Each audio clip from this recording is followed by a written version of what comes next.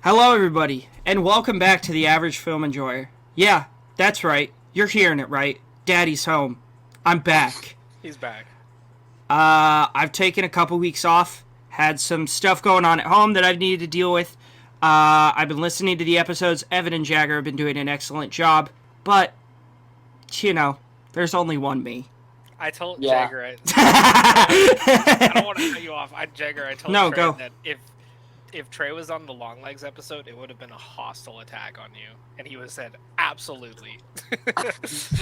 Dude, it would have been a flashback to me and Jagger's discussion about Jurassic World Dominion. Oh, God. We're going to talk about Evan, that. you should go listen to that episode. That's the episode where my mom came up to me and she's like, why are you bullying Jagger?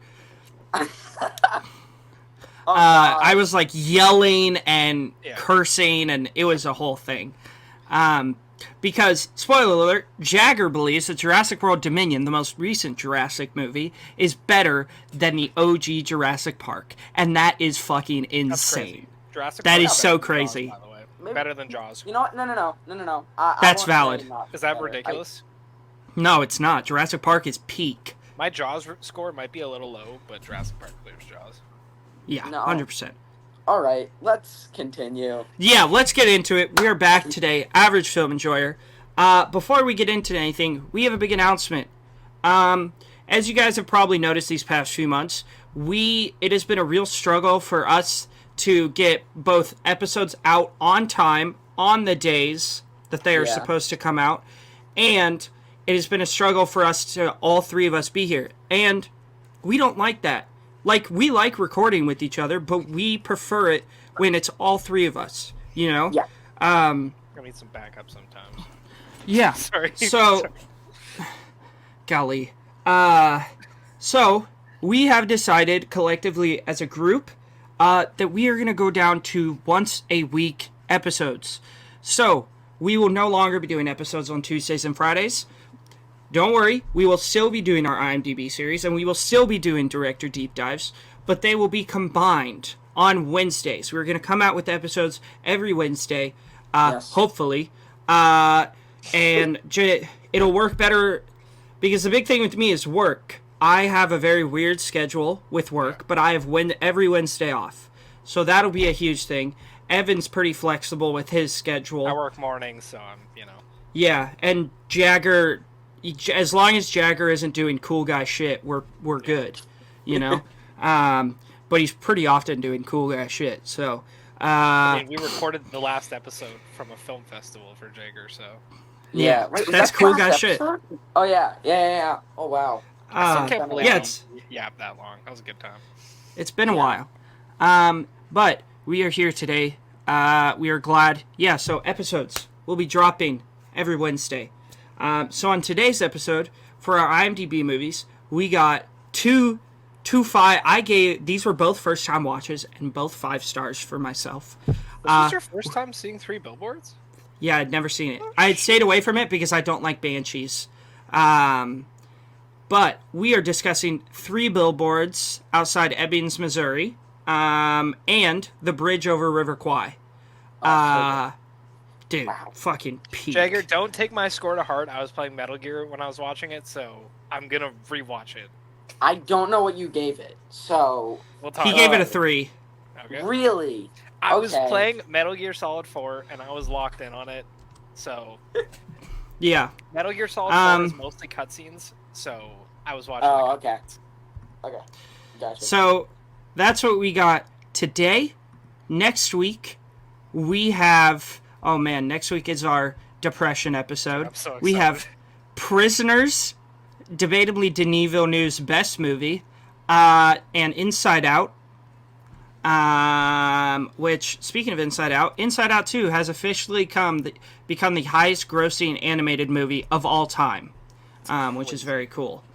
How much did it make? 1.46 billion is what I saw. Yeah. Oh my god. I thought Frozen 2 was higher than that, but maybe not. Who knows? I don't know. And then the week after that, We got The Secret in the Eyes, which I don't know what that is, and Lock, Stock, and Smoking Barrel. Two smoking and barrels. then two smoking barrels. And then our Bela Tarr movies for the next couple weeks are, let's see here. Let me pull up Jagger's list. Anything So that says next, NA is apparently a lot of his movies are only available in Hungary. I found out. So yeah, next week we will be watching Prefab People nice. and Damnation. Okay. And then the week after that will be Santan Tango. And that's it. We need to have a complete separate thing. Set and Tango. Well, here's what I think is that we will record with Edgar. Edgar separately, and then splice it into the episode. Yeah, that's fine. So next week, the week after that will be Santan Tango and Wreckmeister Harmonies. Ooh. Right. Oh man, we don't have that many movies for him. Thank goodness. Yeah. Fuck yeah, dude. Because let me tell you, Family Nest. We're not off to a good start. Stinky. But that's what we got coming up. We hope you guys will join us for those. As I'm gonna let Jagger give you guys who we're having on as a guest for our Santan Tango episode. Because Jagger is the one who's in charge of organizing all of our guests. So anytime we have someone outside of me and Evan and Jagger on this pod, that's all Jagger. So, Jagger, you want to tell us who's coming on? Okay, yeah. So it's a guy on Letterboxd. His username is L. Oh man, I don't want to butcher the name. Cotran, something like that. El Cotran, Edgar Cotran. He has like 15,000, 20,000 Letterboxd followers somewhere in there. And he writes beautiful reviews, like long reviews that I highly, highly suggest you like go and give him a follow. If he has reviewed a movie, the review is an extensive, deep look into everything that movie means. And sometimes it could be a completely different look into what the movie is off his one review alone. I reached out to him, and he agreed to come on. Satin Tango's his favorite movie, so there will be hopefully some fun discussion to be had. I really want to understand this movie more. It is 7.5 hours. I do intend on rewatching it. I have it at a 4.5 currently. I do think it could go up to a 5. Oh, you raised it? I thought it was. I have it at a 4.5. Yeah, I really do think it could be a 5. I think it's an excellent film. That the more I linger on it, the more I appreciate it, and I want to talk to him, because, my God, does this guy understand the movie? So yeah, please tune in for that episode. It will be well worth your time, and it could be a very insightful look into the movie. Cool. Yeah, so we got all that coming up. We hope you'll join us for that. Obviously, follow us, subscribe. If you're watching us on YouTube right now, give us a like, comment, what your thoughts are on any Bela Tarr movie. Yeah. If you've seen one. Hopefully. Yeah, not. if you've even heard of Bela Tarr. Yeah. What's actually really interesting, quick anecdote, I am 1/8 Hungarian, and so this has been fun seeing movies from, country that I am not from, but my family is from, I don't know anything about Hungary, but I know that Budapest is in Hungary, but that's about it. I'm realizing right now, did I say Hungaria earlier? You sure definitely did. And you said that on the last episode, too, and that's okay. Man. Dude, it was so funny. I don't know who had sorry. somebody come into their room. I heard a door open, and both of you simultaneously checked if it was your door. You both were like... But yeah, follow us, leave us a review, whatever. We appreciate all the interaction. Haven't talked about this in a while. AFEpod, all lowercase.com. If you want to order some merch, Jagger historically has made some dope merch. I personally, my favorite is our Scream merch. our Scream merch is tough, dude. We got a lot of stuff. You could cop your very own Average Film Enjoyer pickleball set. That is a thing that's on there. I've used it. It's good. That's awesome. I need to get some merch. I need to get some merch. I know, me too. Next paycheck. But yeah, go out there, check on our merch. That's pretty cool. Yeah. And our HQ. I haven't looked on our HQ for a long time. Barren. I'm sorry. I've not been good at updating it. Oh, I've been updating it consistently. I just need to I need to start writing the things. I can take care of that. I don't know. What's the... Okay. AFE. Yeah. Yeah, Jagger, if you just want to take it over, you feel free. Okay. Now that we're down to once a week episodes, posting stories and stuff should be a lot easier. Yeah. Follow us on our HQ at Letterboxd. We got a lot of cool shit that we always forget that we have. We might have to add in a movie to our Santa and Tango splice episode that's pure brain rot. Maybe we can talk about the fact that Michael Bay is making a new Skibbity Toilet movie. He sure is, dude. He sure is. And that leads us in... Well, not yet. Whenever I come up with a dope transition, I always do the in honor of our brother in arms, Cash. Because him and Carl are always doing that shit. But before we get into movie news... I have proposed a episode to Cash. And I haven't talked to Carl about it, but this may be in the future. Not super soon, but at some point. There will be another reunion of the Film Scoop and the Average Film Enjoyers that will be cool guys doing cool shit at nighttime. And it will be Drive. It will be Nightcrawler. It will be Collateral. Maybe Thief. Maybe not. Maybe not Collateral or Thief, because Michael Mann is kind of poopy. But we're gonna glaze Michael Mann later. Don't worry about it. Oh man, have you seen Manhunter? Me? Either of you? No, I haven't, because I've seen enough Michael Mann to know I don't like him. Trey, you gotta watch The Insider. It's so fucking good. Here's the number one Michael Mann movie for me, Black Cat. That's my number one, Michael. I've heard it's pretty good. Underrated. I think I have Collateral at 3.5, and then I have Heat at 3 stars. Heat at 3 is criminal. Absolutely criminal. It's really not. She's got a great ass, and you got your head all the way up it. Bro. But yeah, let's check in, guys. How we doing? It's been a while. I'll kick it to Jagger first. Jagger, how you been? What's new in the life of Jagger Nelson? I've been good. I got my hands on a copy of the 1001 Movies to Watch Before You Die list, and I've just been grinding some of those out. But we'll get into that with the watch list stuff. So I'll kick it to Evan. I've been pretty good. Evan, what's your last name? I realized O'Donnell. I never... O'Donnell. Evan O'Donnell. Super Irish. Okay. Very Irish. I just realized I never knew your last name. My Russian coworker, who is very, very Russian, and I hate her.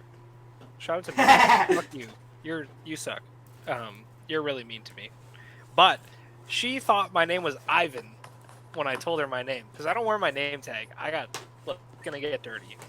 But she's like, "Are you Russian?" I said, "Nope, I'm Irish." She goes, "Irish?" Totally thought my name was Ivan. Anyway, a little sidetracked. I've been chilling, watching some movies. I've been playing Metal Gear Solid 4. This may come as a surprise to some of you, but I really, really love Hideo Kojima. I've never mentioned him before. Never. Impossible. Really? But he might be my favorite person on the planet. In the Real Talk Discord, every time he tweets, I send that tweet. He always posts the movies he's watching. His favorite movie, Jagger, is The Hidden. Oh, we got to get to The Hidden. We're getting that. We got to get Kojima on the pod. Yeah, I've been playing Metal Gear Solid 4. It's maybe one of the best games I've ever played. Metal Gear Solid, favorite game franchise of all time. It's masterful. Yeah, it's absolute peak. So I've been playing that. I bought a PlayStation 3 just to play it, and it's so worth the money. It was cheap. It was like $60, cheaper than like a new game anyway. Yeah. Work has been pretty mediocre, but that's okay. You know, I go to work in the mornings and it sucks, and then come home and watch movies and play video games, so that's cool. I'm going to Folk Fest this weekend. Very excited about that. Calgary Folk Fest. I'm seeing The Roots on Saturday night, the entire band. The Roots. Like Jimmy Fallon's The Roots? Yes. Hell The Roots are coming. They are playing a 2-hour concert, which I cannot fathom, and it's the entire band. I'm so fucking excited. My dad. Dude, you get to see Questlove. Yeah, Questlove's gonna tear it up on the drums, dude. I'm so excited. Is that 28 Days Later? Well, yeah, I'll get to it. All right. Where did you? Okay, we'll talk about it, but I'm very curious where you found it. Yeah. So Folk Fest gonna be sick. My dad paid for me and my girlfriend to get a hotel right beside the Folk Fest. We don't have to Uber anywhere. Just walk around. It's gonna be sick. I'm very excited. Yeah. Pretty standard week. Yep. Yeah, I've been doing good. Haven't been on for a while. Been taking care of some family stuff. Been playing a lot of video games. Been watching a lot of films. Me and Evan binged out the first season of Mindhunter together. Yeah. I turned Evan on to the greatest show ever made. Yeah, it's fucking amazing. It's outstanding. And there's an In the Light needle drop in the last episode, and it goes so hard. Jagger, have you heard that song, In the Light by Led Zeppelin? Yes. Yeah. Insane. Dude, the part where they don't even have it in the show, but the part where it drops, where it's like dun dun dun dun dun dun dun, it's just so crazy. Yeah. I love Led Zeppelin. What episode it was? I think it was 7. It was like 7 or 8. Mm-hmm. But Via Trey, dead silent the entire episode. It ends. It was the one when they go to the super seedy prison. Oh, and the pardon my language. If you're pardon my language for a second, I don't condone the use of the word, but it's in the TV show where Holden tells him, "What gives you the right to take out 8 ripe cunts?" Yeah. Holy smokes. Yeah. That episode fucking bangs. I'm like, holy fucking shit, that episode was so good. Yeah, dude, you have to watch it. And Jagger, you want to know how good this show is? Me and Evan usually yap a lot during watch parties. When we're watching Mindhunter, zero yapping going on. We're both just 100%. Yeah. But yeah, I've been doing good. Copped a few new physical media, which Evan already kind of spoiled. If you don't know, 28 Days Later, one of the greatest zombie films of all time, directed by Danny Boyle. Yep. It is impossible to find. It's on 0 streaming services to watch, rent, or buy. It's on 0 pirating services. It's nowhere. Rent in Canada. That's how I watched it, but I don't it's gone now. Yeah. So this movie is really hard to find. The only way now you can watch it is on DVD. It's never gotten a Blu-ray release. It's never gotten a 4K release. No steelbooks, no nothing, no remastered. I'm hoping with the release of 28 Years Later, we'll get a new physical release of it. Because watching it on DVD is kind of... fits the camera style. But I was at Goodwill, just meandering, and I found this on DVD. Fuck yeah. And I saw it, and I was like, I have to. Even if I don't like it, it's like a collector's item. Yeah. Because this movie is so hard to find. So, cop this, gonna watch it. And... Dude, really quick. Copped Back to the Future, the complete trilogy box set on DVD. $6.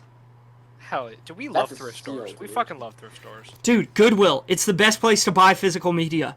I was at Value Village, which is our go-to thrift store. Oh, Value Village is dope. They got some good stuff. Let me tell you, they had 28 Days Later sitting on the shelf. These cases aren't sealed. I was like, holy fucking shit. No way. Picked it up, no disc in it. Somebody stole the disc out of it. That's so shitty. And I was so mad. Dude. Oh my god. I love 28 Days Later. So good. Yeah, I haven't watched it yet, but I'm looking forward to it. Yeah, so next up, we got, great, section of the pod that we always enjoy doing. Movie news. Number one, biggest thing. This is fresh today. We got our first trailer for A Complete Unknown. The new Bob Dylan movie with Timothée Chalamet, directed by the GOAT himself, James Mangold. The GOAT of just cool guy shit movies. Yeah, dad movies, hot shit, music biopics, Walk the Line, masterpiece. Yeah. I'm very, very excited for this. One, it looks like it's gonna bang. Two, I love Bob Dylan. And three, me and Evan were talking about this. Yeah. I think this movie is coming out at a perfect time. I think there's a lot of turmoil and hate and division in the world right now. And Bob Dylan's music, I just think this is coming out at a very good time. Yeah. That's all. Like, Bob Dylan's all about that. Like, I literally took a course in university on law and society, and the entire time we studied Bob Dylan's music. Like, yeah. That's where I got into Bob Dylan, because, like, my history with Bob Dylan before that was my brother fake singing Bob Dylan to me and being like, I fucking hate Bob Dylan, his voice is awful. He's like, and I'm like, all right, let me try this out. And lo and behold, Bob Dylan becomes one of my favorite singers ever. Let me pull it up. I can't remember the exact name, but we did an entire lecture on one song and just broke it down bar by bar. Was it Like a Rolling Stone? No, it was... Sorry, I'm scrolling through my... Hard Rain's Gonna Fall? Hard Rain's Gonna Fall, and it's a hard... It was... Hard Rain's Gonna Fall. That's my Bob Dylan impression. No, I'm hyped. Jagger, have you watched the trailer for this yet? No, I had heard about it before, and I was excited for a Bob Dylan biopic, but I did not know that the trailer came out today. Very excited. Yeah, you should definitely go check it out. The what do you like? Oh, sorry, go ahead. No, go ahead. Oh, the song we studied, Ballad of the Thin Man. Oh, great song. Yeah. Jagger, do you like Bob Dylan? Like, are you a fan? I'm not too well versed in his music, but what I do know, I do really like. Yeah. Okay. You should, at some point, go through Highway 61 Revisited, the album. Yeah, that's a great album. This is a very controversial album for its own time, because it was Bob Dylan's first step into, electric guitar and electric music versus acoustic folk. And people booed him off the stage. They were throwing shit at him the first time he performed after this album came out. Can't wait to see that on film, by the way, because it's going to be amazing. But, like... Even though Like a Rolling Stone might be his best song. Yeah. I think... Honestly... I love that song. Dude, Queen Jane, approximately, is so underrated. Yeah. The piano. Oh, it's so good. Yeah. I fucking love Bob Dylan.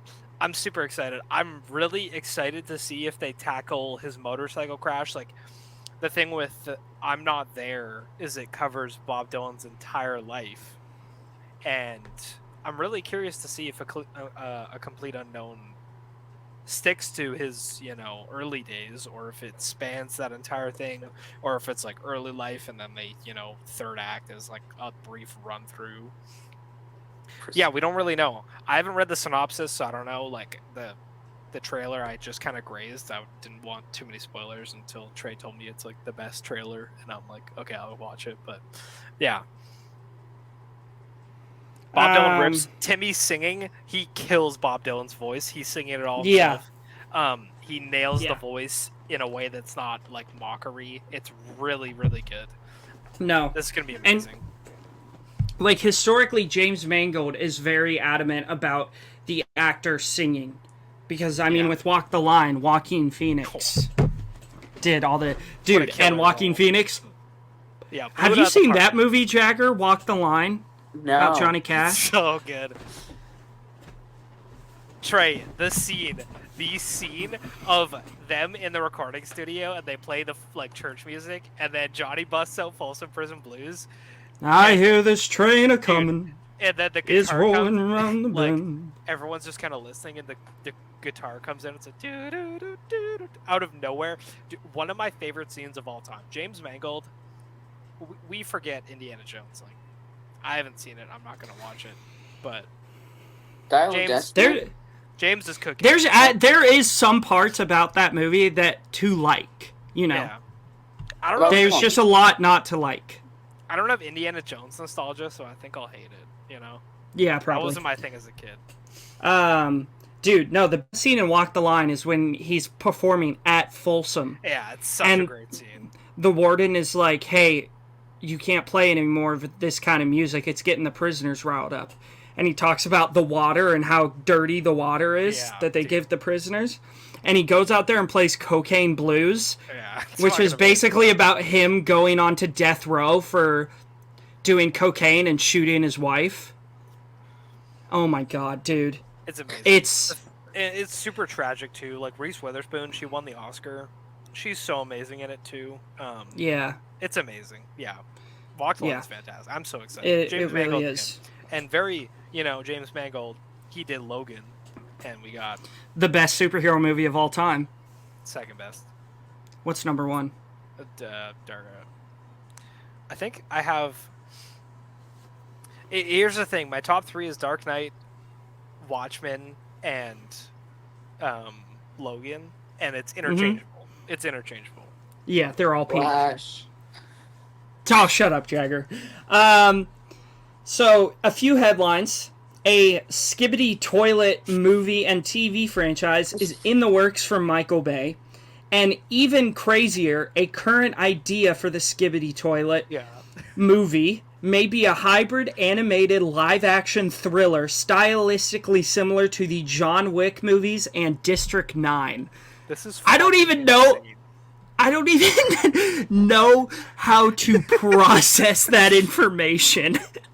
We've got a hybrid action sci-fi thriller based on a 10-second Gary's Mod clip of a head in a toilet. What the fuck is happening? Michael Bay, you just cooked so hard with Ambulance. Like, let's go. Yeah. Wait, the Jake Gyllenhaal Ambulance? Yeah. Alright. It's a 5. It's fucking amazing. Crazy. Ambulance is rips. Wow. I love Ambulance. I have it at a genuine 5. It's one of my favorite action movies of all time. It's so entertaining. One trailer really quick before you rattle the rest of your headlines. I don't know if you watched them, Trey. The director's cut trailers for Rebel Moon. Oh, yeah. Had me hard as a rock. Like, this shit is gonna go crazy August 2nd. Both of them are dropping. I can't remember the names of the new ones. Holy shit, the gore is insane. We get to see some Sophia Boutelle sex scenes, which... Alright. They're gonna be... Calm down. The part 1 director's cut is 3.5 hours long. It's over an hour longer than the original cut. Which I'm hyped for. I already like the original cuts of both of those. Dude, we have 6 hours of Zack Snyder director's cuts coming on August 2nd at the same time. I'm sad. I'm going to be on the couch all day. Like, I'm so excited, dude. I can't wait. I purposefully did not watch the original cuts to wait for the director's cuts because Zack's my Pookie. He hasn't missed. Yeah, going to be a banger. Very excited for that. I mean, most of the movie news this past week hasn't been huge. Most of it has been just Deadpool Wolverine stuff, like hyping up that movie. Harvey Dent will appear in Joker 2 according to the trailer's closed captions. That trailer let's fan cast. Who would we like to see as Harvey Dent, a.k.a. Two-Faced? Because it's really hard to think about it, because Aaron Eckhart is... Also, shout out to one of the most unironically or ironically funny moments in a movie ever that I didn't notice until Evan pointed it out to me is when Joker comes in the nurse costume and Harvey Dent doesn't realize it's him, but it's so obviously him. Like, he's got, like, the makeup and everything, and then he takes off his mask and his wig, and Harvey Dent's like, what? It's so good, dude. It's so funny. So funny. It's like, how do you not realize that's him? Fan cast for Harvey Dent. I think, and this might be a hot take because he's a bit older, but I think Matthew Modine would be an excellent Harvey Dent. I don't know what you... I don't hate it. I think he has the range.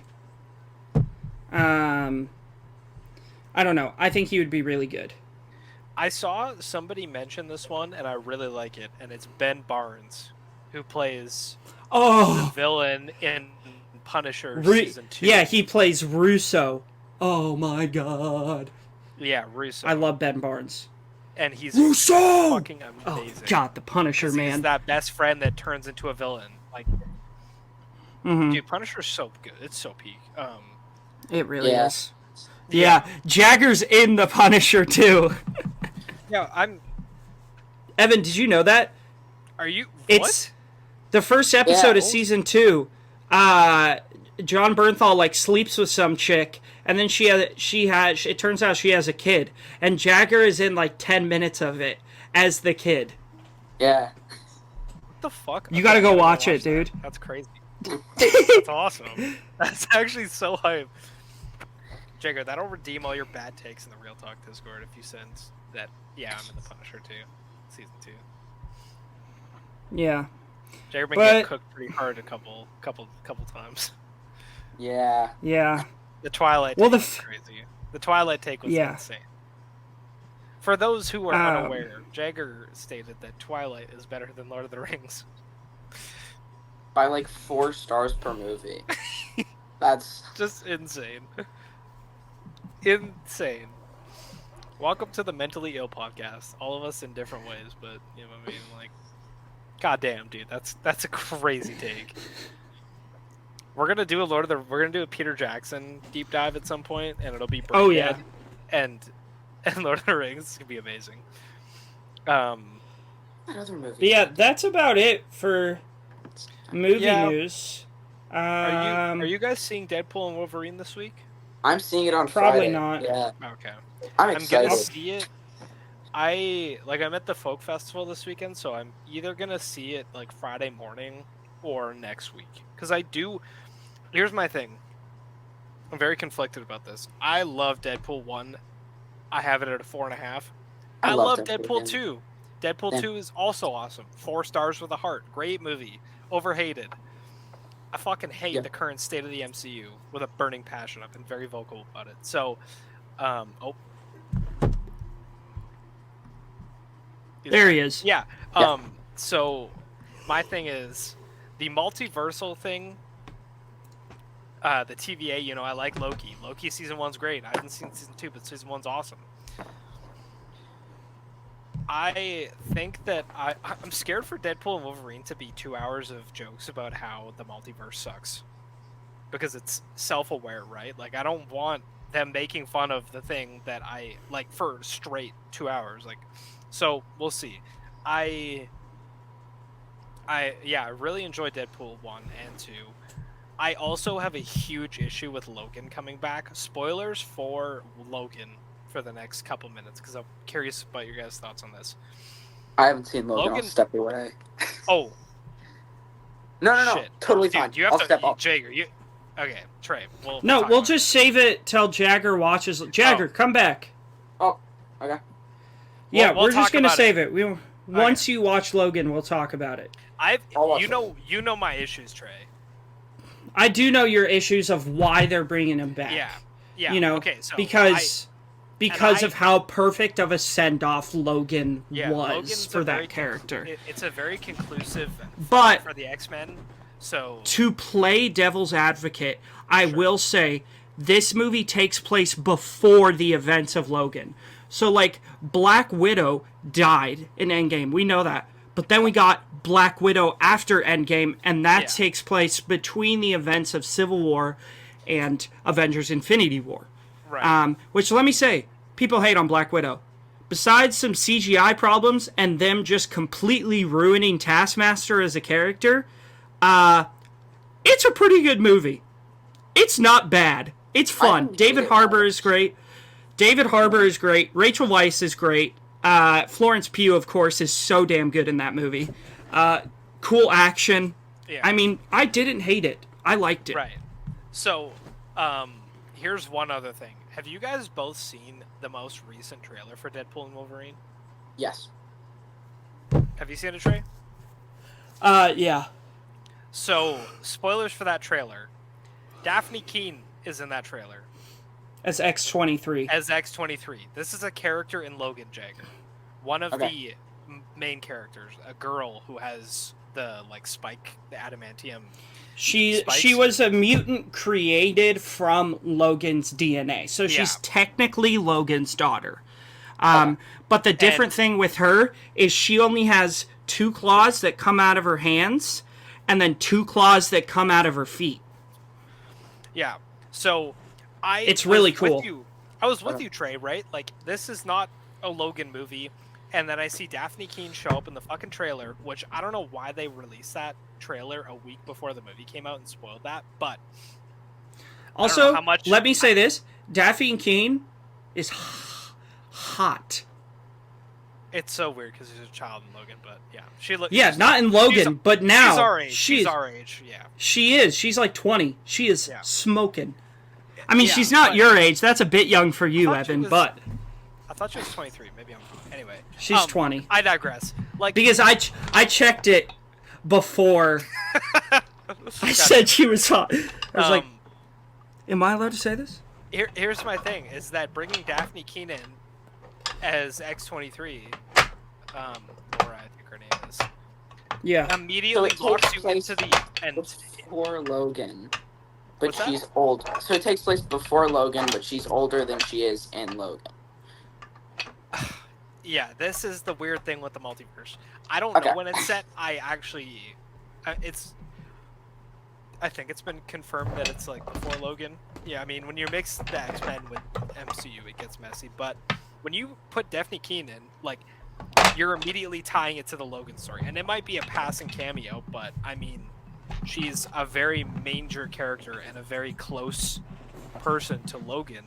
So then you get this, like, retcon almost of the finality of Logan. And that's where my issue is. So I disagree with that.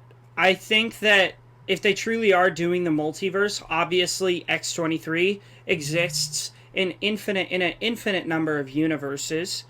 So I think as long as they handle that with tact and they don't backpedal anything that they did in the Logan, like in that timeline, I think it'll work. But they really got to be careful. Yeah, and one last thing I want to bring up is Professor Xavier in Multiverse of Madness. They bring him back. They kill him off like 5 minutes after he shows up of screen time. And it completely butchers his arc in Logan for me. I know it's a different multiverse, but it sours me. It's that thing of the MCU where, like, yes, it's a different continuity and it's a different timeline, but you're still tied. Like, it's the same fucking actor. So you're like, I know him from this, and you have to be in your brain dissecting, this timeline and this timeline. That's where the multiverse shit gets super messy. So we'll see. Yeah. If everybody could just handle the multiverse, like, everywhere, everything all at once, they did it perfectly. Yeah. So I am very skeptical of Deadpool and Wolverine. Mm-hmm. I love Deadpool. I hate the MCU right now, so we'll see. I'll probably see it before the next pod, so we can have a chat. But I'll try and watch Logan before I go on Friday. You should, because it's amazing. Smart. It's fucking amazing. It is. Yeah, it's so good. You will cry. Oh no. Okay. Me and Evan we watch partied it, I think, and we both cried like bitches. It's so good. It's so good. I love Logan. Anyway, yeah, that's the big thing. Comic-Con is this weekend, so expect a lot of superhero MCU. I think there's a DC panel, but James Gunn isn't going to be there. So it probably won't be too crazy DC-wise, but we'll probably get some MCU trailers to talk about next week. Yeah. Okay. So, last thing I want to say, we want to express our condolences. There's two last things I want to say, and these are kind of harder things. We want to express our condolences to the families of the people that were either injured or killed at the Donald Trump rally. We can talk about all day how much we don't like. We can talk about our personal political views all day. Yeah. But no matter how we feel, that kind of violence is never the answer. And never okay. So we just want to express our condolences out to those families. And in the movie world, the family of Bob Newhart. Bob Newhart, famous actor, really famous comedian, passed away last week. I think it was 94. Yeah, I know I've seen him in a lot of things. I'm sure I'm not alone in that.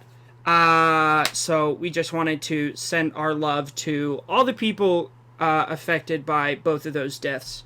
It's very sad. Yeah. But let's bring it back up. We got watch list. How many? We're going back, Jagger. We're going back to the 17th. How many do you guys? I gotta count. 1, 2, 3. I just counted 9.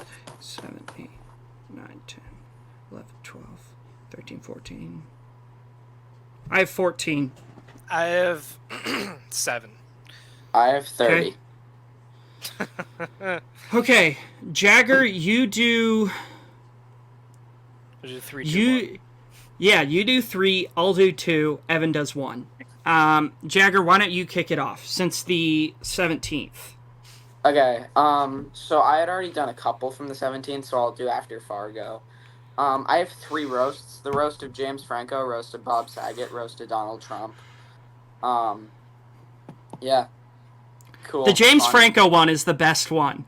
That's the one where Andy Samberg comes up and is like, yeah, I was over at Jonas Hill's house, and he pretended to be tired, so I would leave because I overextended my welcome. You're a passive-aggressive sweetheart, Jonah. Which one is the one where Ann Coulter comes up and Pete Davidson just fucking destroys her? If Ann Coulter here, who's protecting our crops? Yeah. Last year we had Martha Stewart who sells sheets, and this year we have Ann Coulter who cuts eye holes in them. Like, dude, she just got decimated in that. I can't remember which one that is. That's one of them. Yeah, I can't remember. I mean, that is true. For me, my first 2, Lord of the Rings, The Fellowship of the Ring. Rewatched it again because it's the best Lord of the Rings movie. It's fucking immaculate, dude. The world building, the character development, everything is perfect. I love it. And next, I decided to try to get back into movies I haven't seen, new watches. I watched another Nick Cage 2024 release, horror release. I watched Arcadian. fuck yeah. And 3.5. I mean, it's a Nick Cage movie. I've never given a Nick Cage movie lower than a 3.5. Kind of in the same vein of like A Quiet Place or something like that. Like it's monsters and they just can't go outside at night because these monsters hunt at night. Nick Cage is very good. Jade Martell is excellent. The monsters in this movie, whoever came up with them was on something. They are insane. They are so goofy. There's this one thing they do where they like chomp at people, but it's like bah, bah, bah, bah, bah, bah, bah, and it's like the camera shakes when they do it. It's so fucking stupid. But I liked it. There was a lot to enjoy. Evan, if you need any more convincing, Remy also gave this a 3.5. Shout out Remy, who we got to get on the pod. How great would it be if he became like a fourth co-host? Remy knows ball. Remy knows dude, ball. Remy knows ball, dude. Have you talked to Remy at all in the Real Talk Discord, Jagger? Very, very Remy briefly. is our go-to for horror movies and coming-of-age movies. And indie movies. Yeah, indie films, he just knows. He knows it. He knows ball, dude. He's the one who showed me Red Rooms. Like, all the coming-of-age movies that I watch, like, mostly the foreign ones, he sends to me. Oh, dude knows ball. Yeah, dude. Bro's a Chad. Yeah. So those are my first two. I've been really wanting to check out Kitty, and I saw it dropped on streaming. AMC. Like, yeah. It's whatever. Yeah, my first one, I don't remember if I talked about this or not, but Trey wasn't here, so I'm going to talk about it again. I watched a Harry Potter musical. Yes! Holy fucking shit. Maybe the hardest I've ever laughed in my entire life. It's hysterical. It's so funny. The performances are great. The songs are great. I'm going to pull a picture of Professor Quirrell. It's two guys tied together, and the sheet goes over both their heads. It's hysterical. It is genuinely one of the funniest productions I've ever seen. Here is him and Voldemort. They sing a song together, tied together. It's amazing. It's on YouTube. Go watch it. It's phenomenal. I might watch that today. It's so good, dude, and you can log because in. I finished reading Dune, and now I'm like, all right, it's time for my yearly Harry Potter reread. Yeah. Harry Potter musical is amazing. The way they handle Cho Chang is some of the funniest shit I've ever seen in my entire life. Very much playing into J.K. Rowling's naming of minority characters. Yeah. Yeah, it's amazing. and then you get one of the only you get one of the only black people in the entire Harry Potter universe, and by her name in Cho Chang, you would think like, okay, this guy's name is going to be like Jamiroquai or Requise or something so stereotypical, and then it's like the whitest name you could ever think of. His name is Dean Thomas. Yeah. It's crazy. Yeah. Fuck J.K. Rowling. Yeah. Yeah. Jagger? Okay. Next three. My next one, The Hidden. Oh my god. It's so I wanted to watch this for a couple of weeks. Like, it came to the top of my watch list. It was on my watch list forever. But I brought it to the top of my watch list. Finally got around to watching it with my dad. Oh my god. I gave this one a 4.5. I think it's absolutely exceptional. One of the better sci-fi action movies that I've seen. And it never takes itself too seriously, but I think it does it in the best way. My next one, Beware the Slender Man. It's a documentary about the whole Slender Man case. I don't know. I was sort of just in the mood to hear a little bit more about that whole case. I don't know. I gave it a 3-star because the whole time they give you the information that I was looking for, so it's cool, but they try to make you feel bad for the two girls that stabbed that girl by showing them sitting in prison cells. It's no.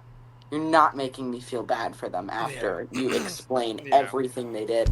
Yeah, not cool. My next one, Twister. I went to see Twisters right after, so I wanted to rewatch this one. I hadn't seen it in years. Oh man, so good. Dude, Twister is so peak. Philip Seymour Hoffman in the movie continues his legacy of being the best part of any movie. And Bill Paxton, Jonas, son of a bitch. Who's that, honey? Jonas Miller, a nightcrawler. God, dude. Bill Paxton is just an absolute Chad. You can't explain it. You can't predict it. God, you son of a bitch. The amount of times that phrase is used in that movie is insane. Jonas, son of a bitch. Oh my god. I could quote Twister. So, Jagger, I don't think Evan might have been here. I don't think Jagger was here when we had my brother AJ on. Yeah. No, that was The me Oscars and Evan. episode? Yeah. I don't think I was there. That is AJ's favorite movie. Hell yeah. Of all time. That's awesome. Yeah. Toasters. Next to, for me personally, I watched The Road.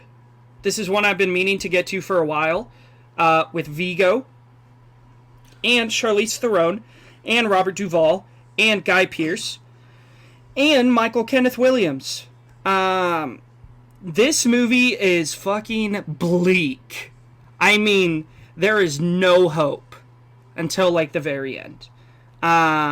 This is what I think is the most accurate depiction of what the end of the world would look like. It's just the world dying. You know? Do you Jagger, like that depiction? I think it's excellent. 4.5. You're gonna love 28 Days Later, let me tell you. Yeah, I thought it was excellent. Jagger, have you seen this, The Road? It's directed by John Hillcoat. I don't think I have. Well, you definitely should. I think you'd really enjoy it. Viggo gives an excellent performance, as he usually does. Viggo. Yeah. Did you just say Viggo? Sure did. Yeah. We love Viggo. I would have followed you into the very fires of Mordor. Oh, God. You should read the book tray of The Road. I know, my dad's read it. He says it's excellent. And yet again, Remy, you and Remy have this at the exact same rating, 4.5. This movie's excellent. I really, really enjoyed it. So that was a very depressing movie. Put me in sad boy vibes. So I decided to rewatch a childhood classic that I haven't seen since I was about 7 or 8. And this is one Evan rewatched a while back and said still holds up. Yes. I decided to rewatch Zathura, A Space Adventure. Better than Jumanji. I think that's a fair point. This movie rips, dude. Has one of the greatest line deliveries in cinema ever. Get me a juice box, biatch. Oh my god. It's Josh so Hutcherson good. Is unhinged in this movie. Josh Hutcherson is great. Dax Shepard is great. Kristen Stewart's great. Tim Robbins is great for the very small role he plays. Jagger, have you seen this movie? Zathura, A Space Adventure? When I think young Josh Hutcherson, my brain's going straight to Bridge to Terabithia, so I'm trying to think. I don't. This is the one about where they play the board game and they go to space. Maybe that rings a bell. Okay, but it's been forever. Trey, this era of movies is the movies me and Evan grew up on. The reveal at the end with Josh Hutcherson. No spoilers, but holy fuck, it made me so emotional. I cried when I watched it. Yeah, dude. Oh my god. It's so good. It's so good. Jagger, you need to watch this. It's like in that same vein of like Journey to the Center of the Earth. Have you guys seen that with Brendan Fraser and Josh Hutcherson? Yes. That movie rips. Jumanji, all that kind of stuff. Yeah. It's in that same vein. So you should definitely check that one out, Jagger. It's where's it streaming? Where did I watch it? I watched it on Netflix. It's on Netflix right now. Shout out to the Walmart $5 bin for giving me a triple feature of RV starring Robin Williams, Jumanji, and Zathura. Oh my god, the peak of young Josh Hutcherson. Yeah. Dude, Josh Hutcherson in RV is crazy. Dude, yeah. Banger. Unhinged. Shout out to the Jumanji remakes, too. The first one's good. Jack Black playing a teenage popular girl being a fat old man is so funny. Super funny. Oh my gosh, it has a handle! I love Danny so good in the sequel, too. Yeah. Jumanji movies are just fun. They're just fun. Yeah. All right. Yeah, my next one, let's see here. I watched Family Nest. We'll skip over that. Talk about that a little bit. I watched We Need to Talk About Kevin. And let me tell you, talk about bleak movies. What a day ruiner of a movie. Dude, fucking peak, bro. Wow. Ezra Miller. I've been this close to putting that on so many times. It's excellent. I never do. It's so fucking heavy, and the way they tell the story, you kind of know what's coming, and it builds to this ridiculously bleak climax. Mm-hmm. I love the cuts to Tilda Swinton's like blood world. You know what I'm talking about, Trey? Mm-hmm. Oh, it's so I'm watching well that shot. I gotta watch. Like Lynn Ramsey cooks so hard. Like I love You Were Never Really Here. It's amazing. But is that? Oh yeah, You Were Never Really Here. You need to watch that too, Jacker. It's amazing. That's like it's like Sound of Freedom, but if Sound of Freedom was actually good. Ooh. It's Joaquin fucking up child predators with a hammer. It's awesome. Yes. Yeah, dude. Okay. It's amazing. Awesome. Super good. But yeah, we need to talk about the Kevin. The performances are incredible. Tilda Swinton, one of her best performances. Ezra Miller is awful person, so damn good in that movie. Yeah, Ezra Miller is so good. They just like are. So and then who plays the dad? John C. Reilly. John C. Reilly, yeah. Crazy casting, but he was good. He's not in it that much, but yeah, this is it's a really good one. I gave it a 4 stars with a heart. I could see it going up. I think I have it at a 4.5. Yeah, it's really good. Yeah. My review just says whelp. Yeah, made me feel like shit. Yeah, it's depressing. Jagger, what do you got next? Okay, my next one, Twisters. It was a double feature. Like literally 10 minutes after I finished Twister, I got in the car, went to see Twisters. Oh man, hot take. I think Twisters and Twister are on the same level. I think Twisters is absolutely amazing. I don't think that's a hot take. I think a lot of people are enjoying Twisters. Yeah, dude. It's universally like 3.5 to a 4, I think. Yeah, I had it at a 3.5. The more I thought about it, I was like, I wouldn't even mind rewatching that. I give it a 4. I really, really liked it. So I have Twister and Twister both at a 4. Yeah, and you got Glenn Powell being Glenn Powell, just the coolest and most charismatic guy on earth. God, I love him. Wait, have you seen Hitman yet? No, I haven't. I need to. Oh, dude, you're gonna love maybe the scene movie. of the year with the notes app scene. Hysterical. It's so funny. Yeah. Yeah. And then what was your next two after Twisters, Jagger? After Twisters, I headed over to Barnes & Noble because I was not going to let the Criterion sale go by without grabbing something. So I grabbed Amores Perros because I'm still meaning to watch that, and I think I'm going to love it. And then I grabbed Perfect Days, which I came home and rewatched. Oh, man. I love Perfect Days so much. The subtleties, the metaphors, everything about this film is absolutely brilliant. Sorry, my brain's not working. Yeah. It's just such a peaceful watch, dude. Yeah, it is incredible. Maybe some of the best needle drops of all time. I wouldn't fight that. Oh man, that character, like the side character that comes in and he's like 10 out of 10. That guy who does everything like that. Yeah. Best character of last year.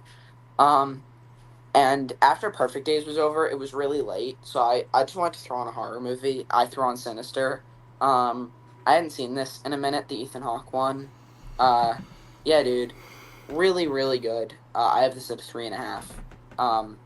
Yeah. Good stuff. Fuck yeah. Sinister rips. Yeah. Sinister does rip. Next two for me. I watched The Invention of Lying, the Ricky Gervais movie. It wasn't anything special, obviously, but it was very, very funny. Like, this movie made me laugh so much. And it has basically everyone in it. Let me just list some people who are in this movie. Ricky Gervais, obviously. Jennifer Gardner. Louis C.K. Rob Lowe. Jonah Hill. Jeffrey Tambor. Tina Fey. Jason Bateman. Philip Seymour Hoffman. John Hodgman. Christopher Guest. Edward Norton. Martin Starr's in this. Literally, Bobby Moynihan. Any funny person you could think of is in this movie. Yeah, this movie's just absolutely hilarious. It's sweet during some parts. Yeah, very, very, very, very, very, very good. Would you give it? 3 stars. I gave it. That was too many varies. It's very good. And then after that, I followed it up with one of David Fincher's top 3 movies, Zodiac. God damn, dude. That movie is so good. Jakey G is excellent. I make the posters myself. Might be one of the most haunting lines in cinema. One of the best scenes of all time. Mark Ruffalo is so damn good. John Carroll Lynch, the GOAT, per usual. Yeah. As per usual. I mean, I've come to expect nothing less. Robert Downey Jr. is great. Just a great film. Really, really good. Yeah, those are my next 2. Nice. I love Zodiac. Evan? It's not my top 3, but I do love it a lot. Yeah. I'll just do these next 2 because they were like not really movies. I rewatched the In Rainbows from the Basement Radiohead concert, which I discovered was on Letterboxd. It's one of the best concerts of all time. Yeah, it's amazing. It's fucking insane. Best album of all time. Best performance of it. It's fucking peak. And then I finished Smiling Friends, which I don't know if you guys have seen. Adult Swim show. I've seen some of it. I bought it on iTunes for like $15. 12-minute episodes. It's hysterical. It's super quirky and goofy. Really funny. Yeah. Nice. Dude, have you seen the Mr. Frog episode, Jagger? Where don't. There's like this frog personality on TV that gets canceled and they try to bring him back. Maybe? Dude, it's so funny. It's such I was talking to Cash because Cash put me onto Smiling Friends and he doesn't like that episode and I think it's amazing. Yeah, Smiling Friends is hysterical. It's so funny. Watch that shit. Yeah. I'm gonna run the watch really quickly. You guys do your next couple. Alright, I'll run through my next 3. Destroy All Monsters. I love the Kaiju Godzilla movies. They're so fun. 5 stars. I have this at a perfect rating. I think that it is really the epitome of what those Kaiju Godzilla movies can be. Yeah, I gotta watch that. I now am paying for Criterion channel. So, oh, man. Yeah. Which I was so kind of floating around it last night. There's a lot of great stuff on there. I'm excited. Please watch the movie on there called Where is the Friend's House. It is incredible. Okay. Did you like Children of Heaven? I thought it was okay. It's that same vibe. Okay. Destroy All Monsters. My mom had never seen Chungking Express, but she had gotten curious. So I showed that to her. She gave it a 4. I obviously have that at a 5. It's my favorite film of all time. After Chungking I follow your mom on Letterboxd. You do? Yeah. But she very rarely logs anything, but sometimes it'll be like Jessica S. Nelson, and I'm like, Jagger's mom watched something. Yeah, few and far between, but when she does log something, it's fun. Yeah. Chunky Express, yeah. Then, I watched Possibly in Michigan. I hadn't really seen it on a larger screen, but watching That's the short film that really freaks you out, right? Yeah, dude. Yeah. But it was late, and I really wanted to, freak myself out a little bit. And now with the ability to watch it on a bigger screen with, like, surround sound, oh, man. Yeah, you have, like, a theater room, right? Yeah, my God. What an experience. Yeah. Hell yeah. 4.5. We were talking about nice. Possibly yeah. Which one, sorry? Possibly in Michigan. Oh, never heard of that. It's 12 minutes. It's on YouTube. Really freaky stuff. Okay. Cool. Next one for me. I rewatched the best Marvel movie. I've been in a Marvel mood recently. Superhero mood, let's say. Captain America, the Winter Soldier. Goddamn. This movie rips. I'm a sucker for daytime action. And this movie is filled with daytime action. The hand-to-hand combat in this movie is incredible. The plot is incredible. Robert Redford gives a great performance. It's funny. It's an incredible film that makes me cry most times. Really? Yeah, because, like, first of all, let me say this. Captain America was, like, you guys know how much I love Marvel and how much of my personality centers around that. Because I didn't have like any friends growing up, and so Marvel Comics gave me a place to escape. And Captain America: The First Avenger was the first movie I remember seeing in the theater. That movie's so overhated. It is. It rips. It's so so I have a very special and emotional connection to Captain America, specifically Chris Evans' portrayal. And the scene where Bucky is just beating the shit out of him at the end, and Cap says, "Just finish the job, because I'm with you to the end of the line." It gets me every time. So yeah, that was excellent. And then I decided to rewatch the Jurassic World movies to figure out if maybe I missed something that Jagger is onto, because sometimes Jagger he knows better, So I rewatched Jurassic World, didn't change my rating, still a 4-star, still a banger. It's the second best Jurassic Park movie. It's excellent. The Indominus Rex is dope. It's outrageous. There's a scene in it where all the pterodactyls, or whatever those were flying into the park, and there's a scene of this guy running, and he picks up both his margaritas, and he's running with his margaritas, and I'm always like, save the margaritas! It's really funny. Yeah, so those are my next two. Major glaze incoming. I watched a 2024 release called Thelma. And let me tell you, this movie is fucking amazing. Thelma is about a 93-year-old woman who gets scammed out of $10,000. And she goes on a mission to get it back. Her family thinks she needs to be put into a home.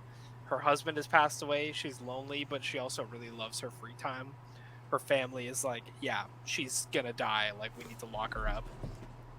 This movie had me fucking sobbing. It had me laughing. It's super enjoyable. It's witty. The characters are so good. It's super satisfying. The ending is awesome.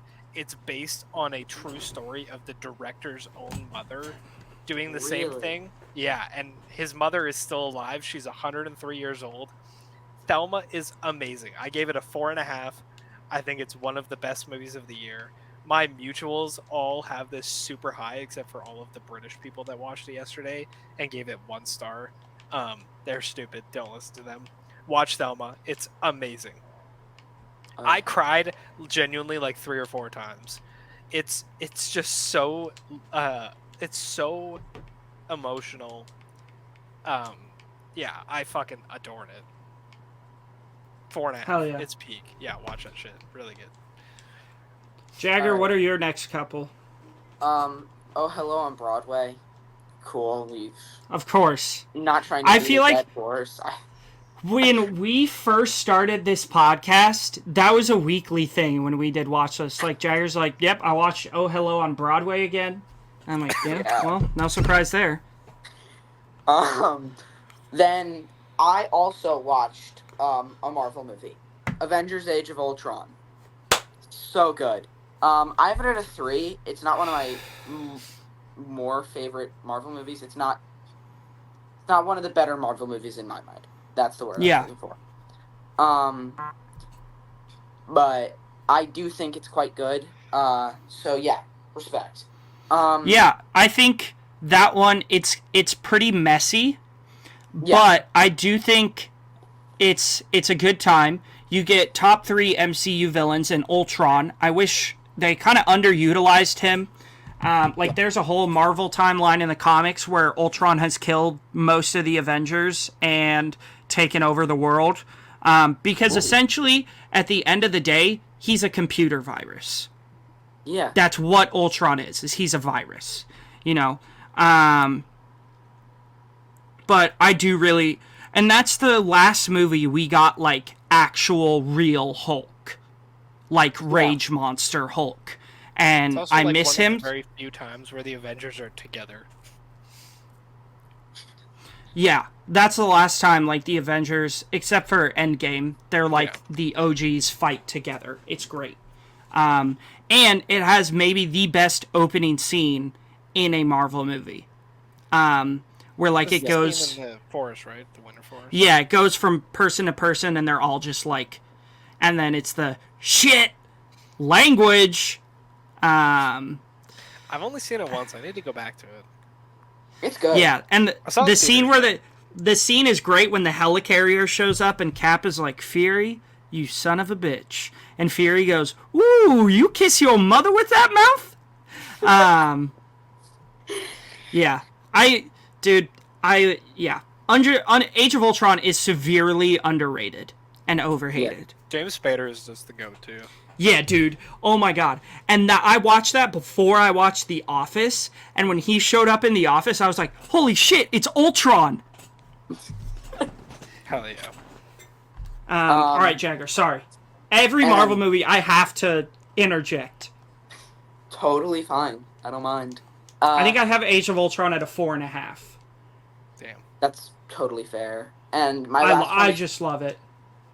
My last one is Where is the Friend's House, which is about, it opens with a classroom of 8-year-olds, and they're talking, the teacher comes in, and this is in a time where Iran was very, very education-heavy in the government, so this movie was made sort of as a PSA about, like, be kind to one another, but it's about...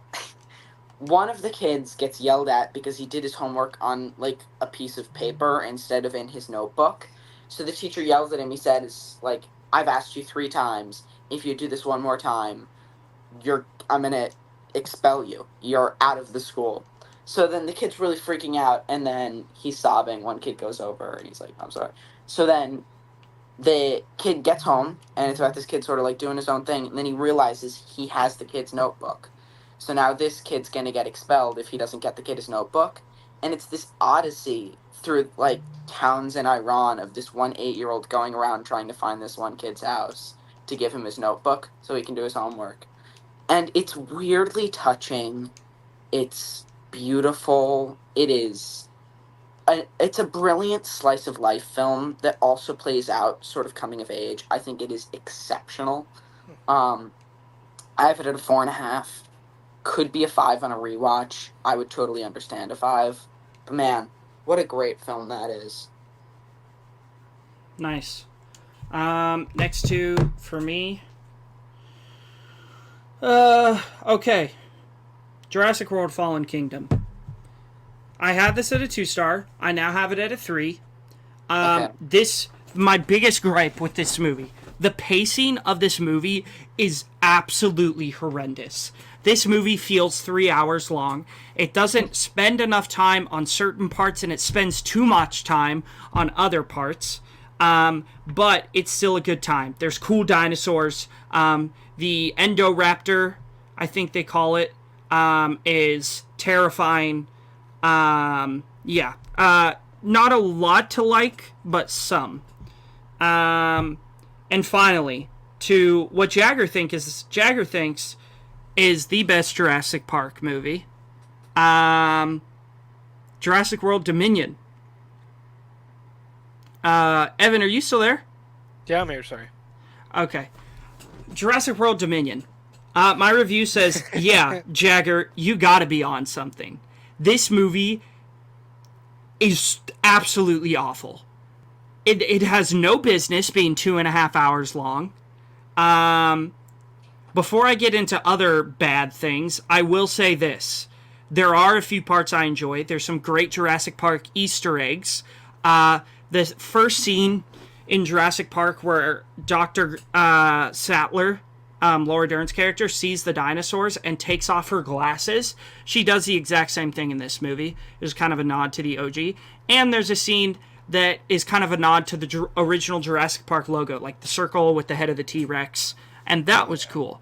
But other than that, this movie is shite. It's not good.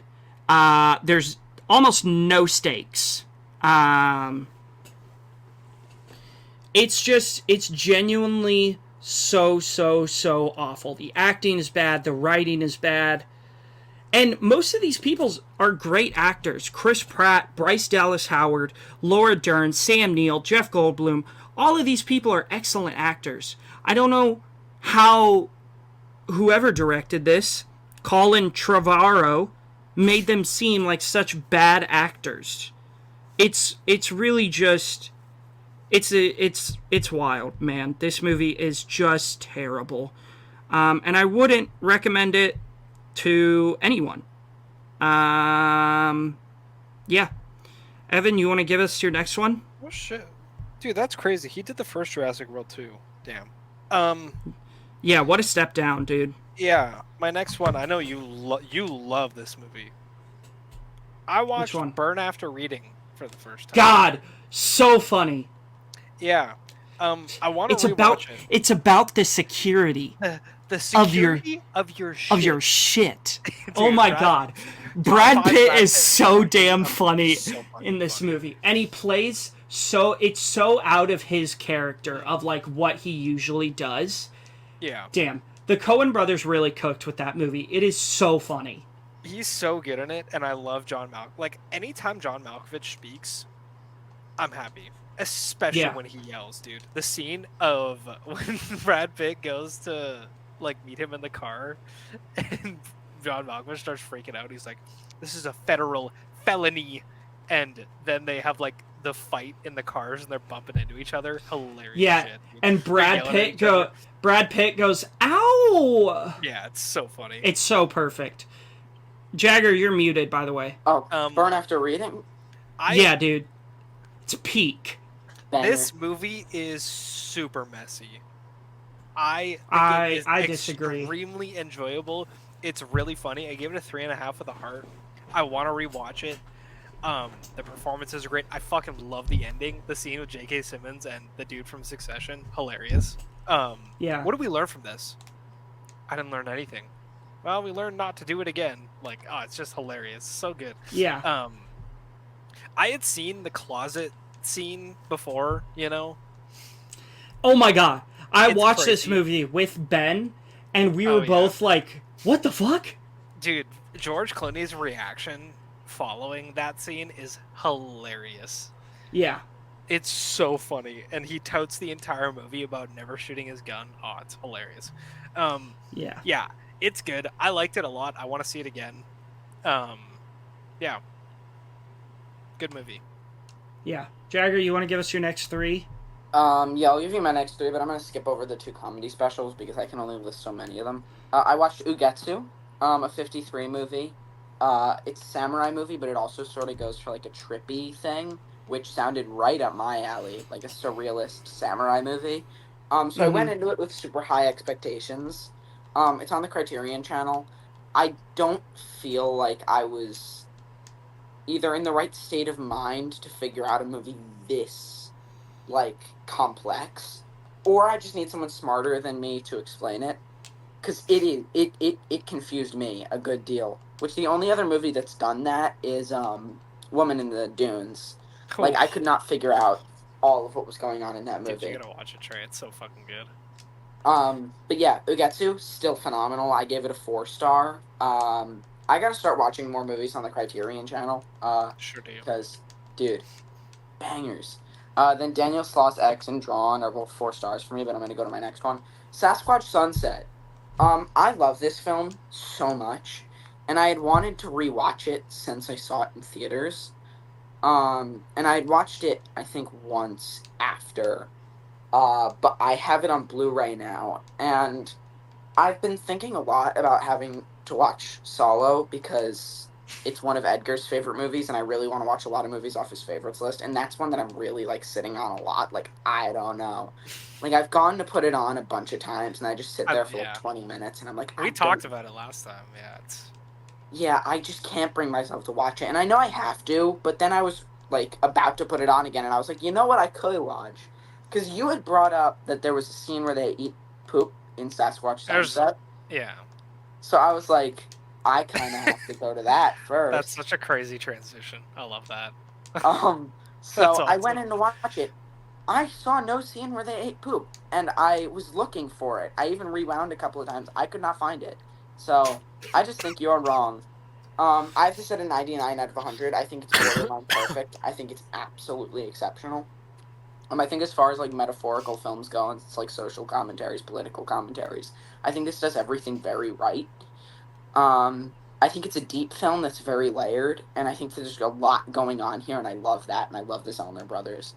And then my last of the three, Sausage Party Foodtopia, that whole series, came out on Prime. I am a defender of the Sausage Party movie. I love it. Oh, it's peak. But as soon as the series came out, I was like, oh man, I gotta watch this. Number one, it's incredibly watered down from the movie. It does not know its source material at all, which is weird because they got back all of the actors. It had no idea what it wanted to do. It opens trying to do shock factor, like from the beginning. Fails miserably. 1.5. How many episodes is it? It's like, I don't know, 12 episodes. You could probably watch the whole movie the whole series, like in a binge in about 3 hours and 10 minutes. It's not a lot at all. Is it worth watching? Like, because No. I'm with you. I have Sausage Party at like a 4.5. I think it's hysterical. I think it is hysterical too. Please I'll just rewatch the movie. Just rewatch the movie. Dude, yeah. Trey, I showed Beth let me pick the movie one night, and I showed her Sausage Party, and she fucking hated it. And I am sitting there. I think one of the funniest scenes in the history of animated comedy is watching the Irish potatoes get skinned alive. It's so funny, and she's sitting there like crossed arms, like, oh, she hated it, dude. I looked over and I was like, thank you for watching this with me. Do you like Sausage Party, Trey? I've never seen it. Oh, you gotta watch it, dude. It's so funny. Yeah. Next two for me. Okay. Here's another one I'm gonna call Jagger out on. Oh. Jagger, are you still there? Yeah, I'm still here. I'm sorry. I just gotta, I got 5 followers on Letterboxd at once, and I'm trying to figure out what's going on. Yeah. I rewatched Daddy's Home. Now, let me make something clear. Daddy's Home 2 is my all-time favorite. Actually, no, The Holdovers is my all-time favorite Christmas movie. Until The Holdovers came out, Daddy's Home 2 was all-time favorite. Here's the thing. Will Ferrell alone, not very funny. Mark Wahlberg alone, not very funny. Will Ferrell and Mark Wahlberg together, or Will Ferrell and Kevin Hart. Dude. Get hard, man. That movie's so funny. Will Ferrell and Mark Wahlberg together, comedy gold, man. I need to watch this fucking movie. It's so funny. Thomas Hayden Church is so good in this movie. He is so funny. Bobby Cannavale is excellent. Yeah. Hannibal Buress is in it, and he's great. Linda Cardellini is a MILF, per usual. Fuck? This cast is stacked. Yeah, dude. John Cena makes an appearance at the very end.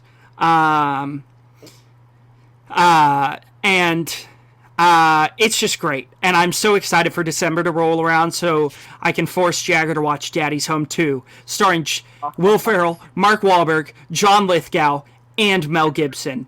All together. It is so funny. I've seen Daddy's Home 2. Maybe not in 4 years, but I've seen it. That's one of my dad's favorite movies. My dad loves Daddy's Home 2. It's so funny. I feel like I've got to rewatch it. I feel like I'm missing something. Like I'm missing out. I've never seen these movies because I've heard the first one is fine, and Beth fucking despises the second one. She walked out of it in the theaters. So, all I've heard about this series is that it's very mid and just gets worse. But what you're telling me, I'm liking what I'm hearing. I love it. I know I'm in the minority, but I think they're excellent. They are so funny. We were talking about this yesterday. The other guys, one of the best post-2000s comedies, maybe. Oh my god, so good. It's so funny. I have always got Little River Band loaded up. Yeah. I got 5 CDs of this. Dude, I love the fucking scenes with Michael Keaton where it's like, did you just quote TLC? Dude, it's just so TLC. And, yeah. fellas, remember. Got you, punk ass bitch. Dude, and guys, remember, don't go chasing waterfalls. Dude, it's so funny. A little side thing, Trey. My dad took me to see The Other Guys, and this was one of the first movies the two of us had seen like solo since we saw Knowing together. And he looks at me and he goes, "This isn't going to be like the Knowing situation, is it?" I said, "I don't think so." Yeah, dude, The Other Guys. You know, a desk pop. You haven't done your desk pop yet? Dude, the scene where Mark Wahlberg is like, "I'm a lion, and you're a tuna." And Will Ferrell's like, "Well, first of all, a lion eating a tuna? Lions hate water. And even if they did, one lion against a 200-pound tuna, me, and like 20 of my friends, you wouldn't stand a chance." And guess what happens now? We got a taste of lion. We like it. So we spend weeks making a breathing apparatus so we can go out of water for extended periods of time. And it may not be quick, but we make it, and we will hunt down and eat the rest of your lion family. And he's like, Will Ferrell's like, "I bet that's not how you thought that conversation would go." Nope. Oh, it's so good. Dude, we gotta do an episode on The Other Guys. Have you seen it, Jagger? Who Yes. directed that? Is that a Judd Apatow? Probably. It's one of those guys. We might have to do a Judd Apatow director deep dive. What other movie is that? Because I watched that like in the same day as I did some other. Other Guys is Adam McKay. Oh, we got to do an Adam McKay director deep dive.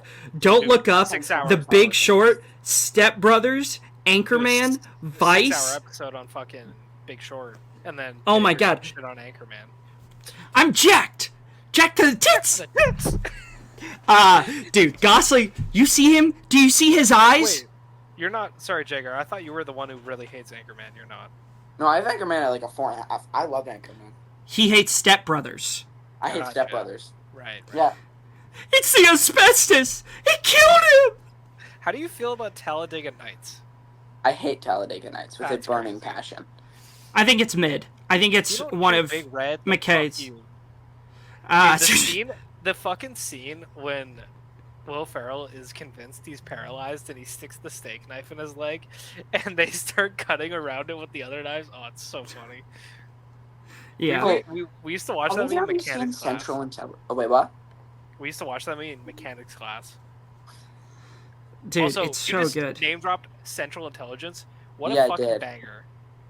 Yeah. Well, Yeah, that I'm movie sorry, was so Jet, funny. but you're already in. Oh my god, dude! It's one of The Rock's funniest performances. Yeah. And The Rock, again, it's another case. The Rock, not that funny by himself. Kevin Hart, in my opinion, not that funny by himself. Not But- that funny in movies. Funny in his stand-up. Pretty But funny to stand up, yeah, Kevin Hart and The Rock together, very funny. Also, Kevin Hart and Ice Cube, both of the Yeah, Ride that's a Along great movies, bang! Because, they're carried by Ice Cube, because Ice Cube is so funny. Yeah. Yeah. I was talking to, God, we Talking about Daddy we are gonna do an Adam McKay director deep I would dive love at some that. I point, would though. love that. Big Short's one of the best movies ever made. Yeah, and Vice, dude. Vice Vice is is one of great. Bale's best Vice has- performances. Vice has one of the funniest fake outs in cinema history. Where they roll the credits like Yeah, they roll halfway the through. credits halfway through the movie. Yeah. Have you seen it, Jagger? And- oh, No. it's fucking hilarious. They cut to Dude. the credits like halfway through the movie, and it's like this happy ending of Dick Cheney just being like this crazy guy. Oh, it's great. Yeah. It's better than Don't Look Up, in my opinion. Yeah, and I like Don't Look Up a lot. I think Yeah, it's great. same. Don't Look Up has that issue that I have with, existential crisis, Yeah, that's fair. Yeah, so after Daddy's Home, I was like, you know what? I haven't watched a good shark movie in a while. And not an emphasis on good. I was just like, I haven't watched a shark movie in a while. Yeah. Not like one of those low production shit ones, but like an actual like shark Hey. movie. Come on now, Shark Um, Exorcist was heat. Black Demon. Yeah, but like dude, don't even mention the Black Demon on this podcast. That movie is the worst movie to come out last year. Banger. With what's his face? Josh. God, what's his name? He's in American Psycho too. He's in a lot of stuff. He's in Ford v Ferrari. Justin Theroux? No. What? No. The Trying to think people in American Psycho. Hold on. Demon. What's his name? Josh Lucas. That's his name. Yeah. Oh wait, I haven't seen this one. The shirt is magenta. Dude, mutuals ratings for Black Demon is a 0.7. Yeah, it's awful, dude. No, but I decided to watch one directed by Jean Colette Serra, who directs the two best Liam Neeson movies, and yes, I'm including Schindler's List, Nonstop and The Commuter. Wait, what shark movie is this? The Shallows with Blake Lively. Okay, I thought you what were do you think? 7 meters down, and I can't. No, Trey's gonna get to that. He's gonna get to that. I am. God. Did you see his score on the Jagger? I don't think. I know I saw you logged it, and I didn't even want to look at your score for the sake that if it is a high score. It's pretty high. I'm not gonna lie. We'll get. It's not pretty high. But yeah, I watched The Shallows. With Blake Lively. First of all, Blake Lively. If things don't work out between you and Ryan, hit me up in my DMs. I want to take you to a nice dinner and treat you right. Trey, you gotta watch Gossip Girl. Serena van der Woodsen. Dude, Blake Lively is one of those people. It's not even like, oh man, she's so hot. Like the basic guy thing where it's like, I want to hit that. It's like, I want to take you to a nice dinner and treat you like a queen. I'm just like, you seem like such a genuine and nice person. I just want to hang out with you. But she's also smoking hot. No, the Shallows, it's outrageous, but it's pretty good. I enjoyed it. Kept me on the edge of my seat, kept me interested. Shark was cool. The way the shark is killed is pretty cool. Yeah, it was alright. What does Remy have this at? Where are you? Oh, 2.5. I have it at a 3. Yeah, that movie was okay. Jagger, what do you got next? Are these your last few? My turn, bud. Oh, yeah. Do you want to just... I have one more, and then Okay. 3 Billboards and Bridge. My last one, I rewatched Logan Lucky. This is one of my favorite heist movies of all time. Steven Soderbergh is the king of witty, funny heist movies. Yeah. This is on par with Ocean's 11. I'm not scared to say it. It's not as good. I have Ocean's at a 5. This is a 4.5. This movie's fucking hilarious. Daniel Craig, maybe his funniest role. He's just prepping for Benoit Blanc in this with the weird accent. Super charismatic, very weird. This the fucking dynamic with Adam Driver and his brother, like, dude, this movie is so funny. It's so much fun. I remember so clearly, I saw this movie in theaters 3 times, and the second time I saw it, I was like, I hit up my friends. I was like, boys, we gotta go see this movie. We went to go see it, and I was sitting with my knees up, as one does, you know. Mm-hmm. You know, chilling like this on my theater chair. Yeah. It's not recliner seats. Yeah. Back then, we didn't have them, kids. And my phone falls out of my pocket, and it fucking shatters. My screen was decimated. Let me tell you what I did. Oh, damn. I didn't do a thing because I was having so much fun watching Logan Lucky. It didn't even impact me. I put that shit on the floor. I left it there. That's how fucking awesome Logan Lucky is. It's so good. Yeah, Logan Lucky is amazing. It's super satisfying. The tie-up at the end after the heist, amazing. It's I can't say enough about it. It's in our Real Talk 31 genres in 31 days challenge, which I'm slacking on. I need to get back to it. Yeah, I adore it. It's so good. Yeah. If you haven't seen it, I highly recommend it. Yeah, banger. Yeah. All right. Jagger, you want to bust out the rest of yours? Okay, I'll do the rest of mine super rapid fire. Manhunter, 1986, one of my favorite thrillers I've ever seen. I think it is, like, maybe even better than Old Boy on the thriller scale. I think it is absolutely incredible. I have it in a 99 out of 100. I think it is incredible. I have a question really quick about Manhunter. So, yes. I don't know, have you seen the Hannibal show? Not the show, but I have seen the Hannibal movie. Okay, so in the show, it follows Will Graham, and from what I know is that Will Graham is in this movie. Yeah. Is he the main character? Yeah. Fuck yeah, dude. Okay, I'm so curious because Will Graham, you need to watch the Hannibal show. It's a masterpiece. Mads Mikkelsen's best performance. Well, then, is Manhunter related to, like, the Silence of the Lambs? Yeah. Yes, but it's better. Oh, that's crazy. I haven't seen it yet, but that's crazy. But yeah, Trey, it's set in that universe. Oh, man. Okay. Shit, I need to watch it. Jagger, I'll watch Manhunter, you watch The Insider. We'll just glaze Michael Mann. We'll glaze Michael Mann. Better than Silence of the Lambs, and I mean that.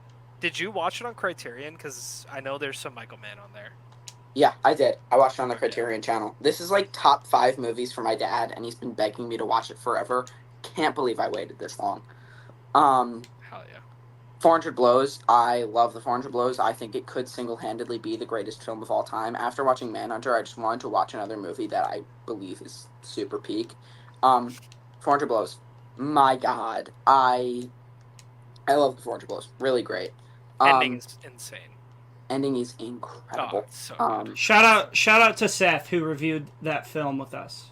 Yeah. Oh, really? Thank you, Seth. Yeah, he was on the pod. That's awesome. I didn't know that. Yeah. Jagger, now that you have Criterion Channel, you can watch all the Bergmans, and we'll do a Bergman episode. I'll call Seth up. You gotta watch Through a Glass Darkly. It's my favorite Bergman. I know. I have the channel for a month. I'll hit as much as I can. His movies are so short, too. They're all 90 minutes. Really? Oh, man. Then Hour of the Wolf is an immediate Hour of the Wolf's sick. Bridge on the River Kwai. Yeah, That's... Hour of the Wolf is one of Osgood Perkins' favorite movies. It's a horror movie. It's a Bergman horror movie. Yeah, Jagger, did you watch that? Osgood Perkins did like his top 4 favorite movies. Yeah, I did. It was like Jagger Nelson's top 4 favorite movies according to Osgood Perkins. Then I have Bridge on the River Kwai, Karate Kid, 4.5. I love the Karate Kid. It's just Karate Kid rips. Get him a body bag. That's another movie I can quote endlessly. Oh, man. Wax on, so good. wax off. Wax on, wax off. Banzai! Not a bad impression either. I'll give you that one. Thank you. I've been working on my Mulaney, too. Oh, have you? You know what's crazy is that I saw Let's hear it. Oh, wait. Yep. Go ahead, Trey. No, I like the bit where he's talking about using the word midget on live TV. And he's like, first of all, if you're comparing the badness of 2 words and you can't say one of them, that is the worst word. And this guy says to me, he says, if you say midget on live TV, there will be a protest of little people in front of the building. And I said, promise? That's my John Mulaney. Hell yeah. It's Karate Kid? John Mulaney? No, I just brought that up so I could do my John Mulaney impression. Hell yeah. The John Mulaney voice is in a similar vein as Jerry Seinfeld. Jerry Seinfeld is much more undulated, though. Yeah. What's the deal with bananas?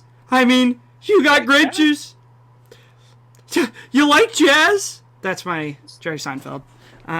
I think this might be criminal before we leave the Karate Kid, but I saw the Jackie Chan, Jaden Smith Karate Kid before I saw the original. Oy.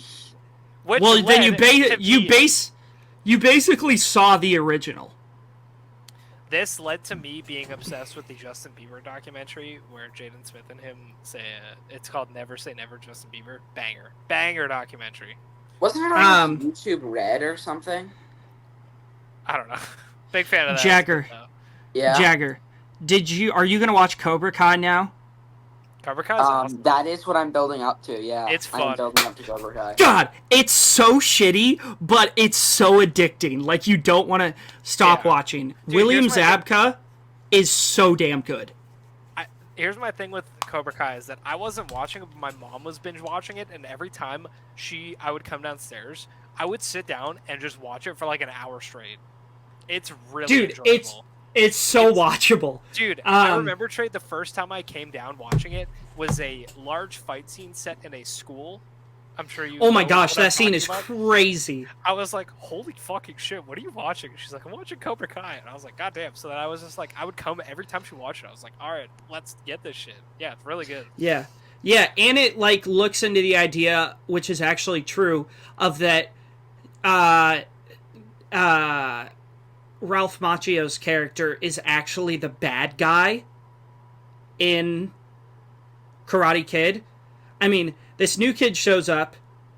Obviously, Johnny being like, you stole my girlfriend when they were broken up. That's not fair. But Ralph Macchio just keeps messing with him. And, I don't know, Ralph Macchio is just a dick in Karate Kid. I just feel bad for Johnny. But yeah, Cobra Kai, dude, it rips. It is so good. I love Cobra Kai. Yeah, that's what I was building up to. Then Bill Burr live at the Red Rocks. I like Bill Burr. He's funny. Good special. It Follows. I had seen It Follows before, so yeah, I love It Follows. I think it's really good. 4.5. Did you know they're coming out with a sequel? Yeah, They Follow, right? Yeah, They Follow. I'm hyped. Same.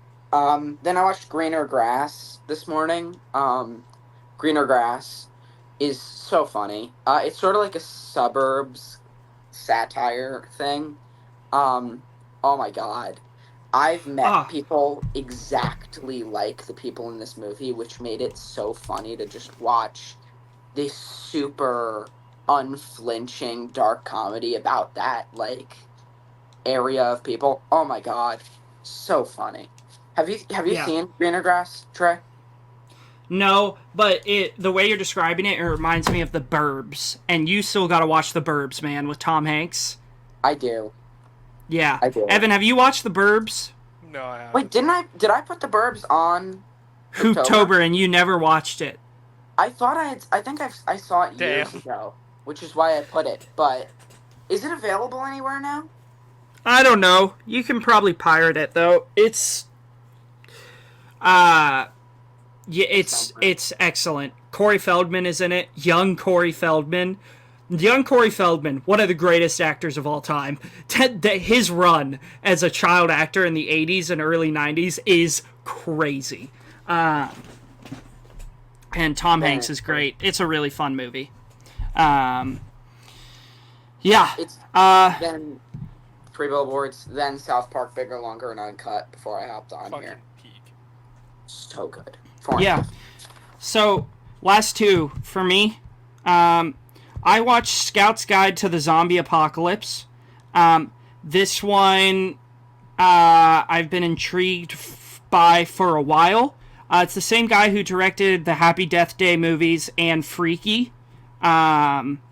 So, some solid horror movies. Has Ty Sheridan and Logan Miller. And David Koechner. Which we always love him. And guess who else? Blake Anderson. Oh. And we love Blake Anderson. This movie was an absolute delight. It's about 3 high school friends who are basically Boy Scouts, and 2 of them are like, it's junior year, we're about to get so much pussy, we can't do Boy Scouts anymore, it's nerdy, like that whole shebang. Jagger, you know the deal. And then a zombie apocalypse breaks out, and they have to survive with this cocktail waitress from a strip club. And, teenage hijinks ensue. It's really fun. It's funny. I gave it a 4.5. Would highly recommend to both of you. Jagger, I don't know if you'll love it as much as I do, but Evan, I think you'll have a blast with this one. And you should watch this with Beth. I think Beth would really like this one too. It's like a fun zombie movie. Yeah,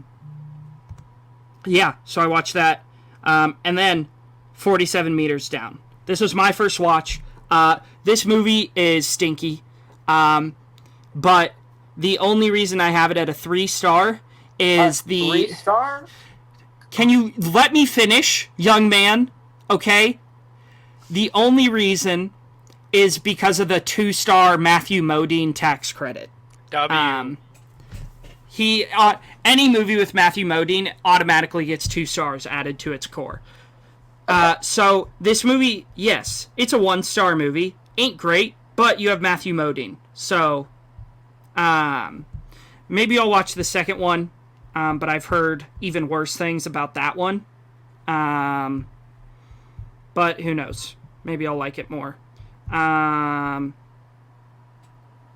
don't know any of the actors. Oh, John Corbett is in it. Love John Corbett. Yeah, so that completes watch list for all of us. Let's get into our IMDb movies. Yeah. What do you want to do? Bela Tarr first? Just bust through it. Okay. Yeah, let's just do Bela Tarr first. So today is day 1 of our Bela Tarr director deep dive. Bela Tarr is a famous Hungarian director. He is most known for his film I don't even know how to say it. Satan Tango. It translates to Satan's Tango. Okay, that title goes kind of hard. That's crazy. Yeah. Bela Tarr, I'm reading this from his Letterboxd bio. Much of his work is marked by philosophical elements and a pessimistic view of humanity. His films utilize unconventional storytelling methods such as long takes and or non-professional actors to achieve realism. Yeah. So he's a very artsy, kind of I don't want to say pretentious because that has a bad connotation, but he's one of those more artsy directors that Jagger tends to really love, and Evan loves sometimes, and I very rarely love. Because, let's be honest, I'm a Chad dude. I'm a simple guy.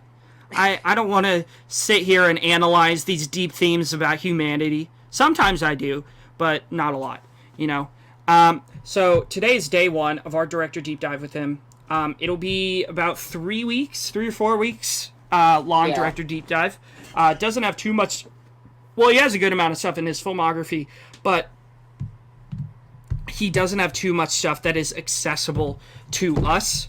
Jagger spent an hour making a list of scourging the internet for these movies. So he made a list of all the ones that are available and where they are available, because Jagger's the GOAT. So this week we only got one for you. It's his debut feature film, Family Nest. I'm here to defend it. Is an intimate portrayal of a family slowly disintegrating under various pressures in the late 1970s communist Hungary. Or in Jagger's words, Hungaria. The plot of the film is deceptively simple with the occasional momentous event, including one that's relatively shocking, but plot in a conventional sense is not the focus here. That's pretty obvious. Yeah. Wait till you get to Satin Tango. 7.5 hours of unconventional plot. 7.5 hours of a fat guy walking down a road. This movie is poopy. Let me say that. No, 2 stars. I think I'm going to bring down my rating. There's an overly long rape scene in the beginning of this movie. That, sure, I get it if it's consequential to the plot. This movie would not change. None of the events of this movie would change if you took out that scene. This scene serves no purpose. It's unneeded, which really frustrated me. And this whole movie is the same 3 arguments over and it just gets repetitive. I was so bored. None of these characters are likable. It was just, I just couldn't. I did not enjoy it. Okay. Allow me to sound pretentious for a minute and get a bunch of people to be like, ugh, who's this kid? So I double featured this with Battleship Potemkin. Battleship Potemkin is a 26 movie. I haven't logged it yet. I've been thinking about it a lot. When you go into a movie like Battleship Potemkin, it is an hour and 15 minutes of very, very straight narrative. Because in a year like 25, a lot of art house cinema was a lot more dimmed down from art house cinema as we view it today.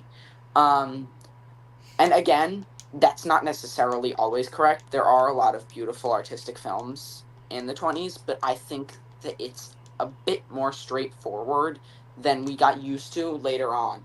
So when you get to a year like 79, where art cinema in foreign countries is very, very real, um, films like Family Nest are bound to come out of it. Um, this was beautifully shot, and I think that it is beautiful visually. I think that the entire visual frame does work, and I know Evan's gonna complain about the fact that it was shot on film and there's No, like a no, string on it. that's not Yeah. what I want to say about it. Go ahead. Um, but I do think that there is a lot of technical prowess to this film. Again, I only have this at 3 stars, so I'm not gonna sit here and say it's the greatest film I've ever seen. It's not. But I do not really think there's too much bad about this film. I think that when Bela Tarr builds worlds, he goes to make everything feel very bleak and very dark, which is why I don't think he has a single film in color. He does. Yeah, I don't The think one he we skipped does. today. The one we skipped today is in color. The Outsider? Yeah. Yeah, I couldn't find that film for the life of me. Couldn't find it in And English. Found it on YouTube in Hungarian. I found it on YouTube, but it was only in Spanish. It was in Hungary. Was it in Hungarian? I Oh, don't speak Mysterious Skin was the one on YouTube in Spanish. My bad. But there is that scene in there, the assault scene, and while it's not necessarily useful, it does, if you're like, I don't know, for me, I more let this movie get under my skin from like a complete darkness perspective. And a scene like that really does make you scoff a little bit. And in the 70s, there were a lot of movies using rape scenes for the sake of world building. And a lot of movies using rape scenes in general. So when that was sort of the norm and he needed to make a world bleak, I do not necessarily think it took anything away from the movie in my viewing experience.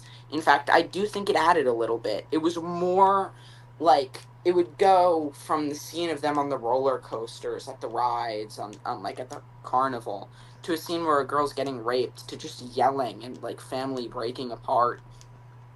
And while it is the same argument over and over again, it states that this movie is really not about the plot. This movie is just to make you realize what life felt like, more so, at that time, under that situation.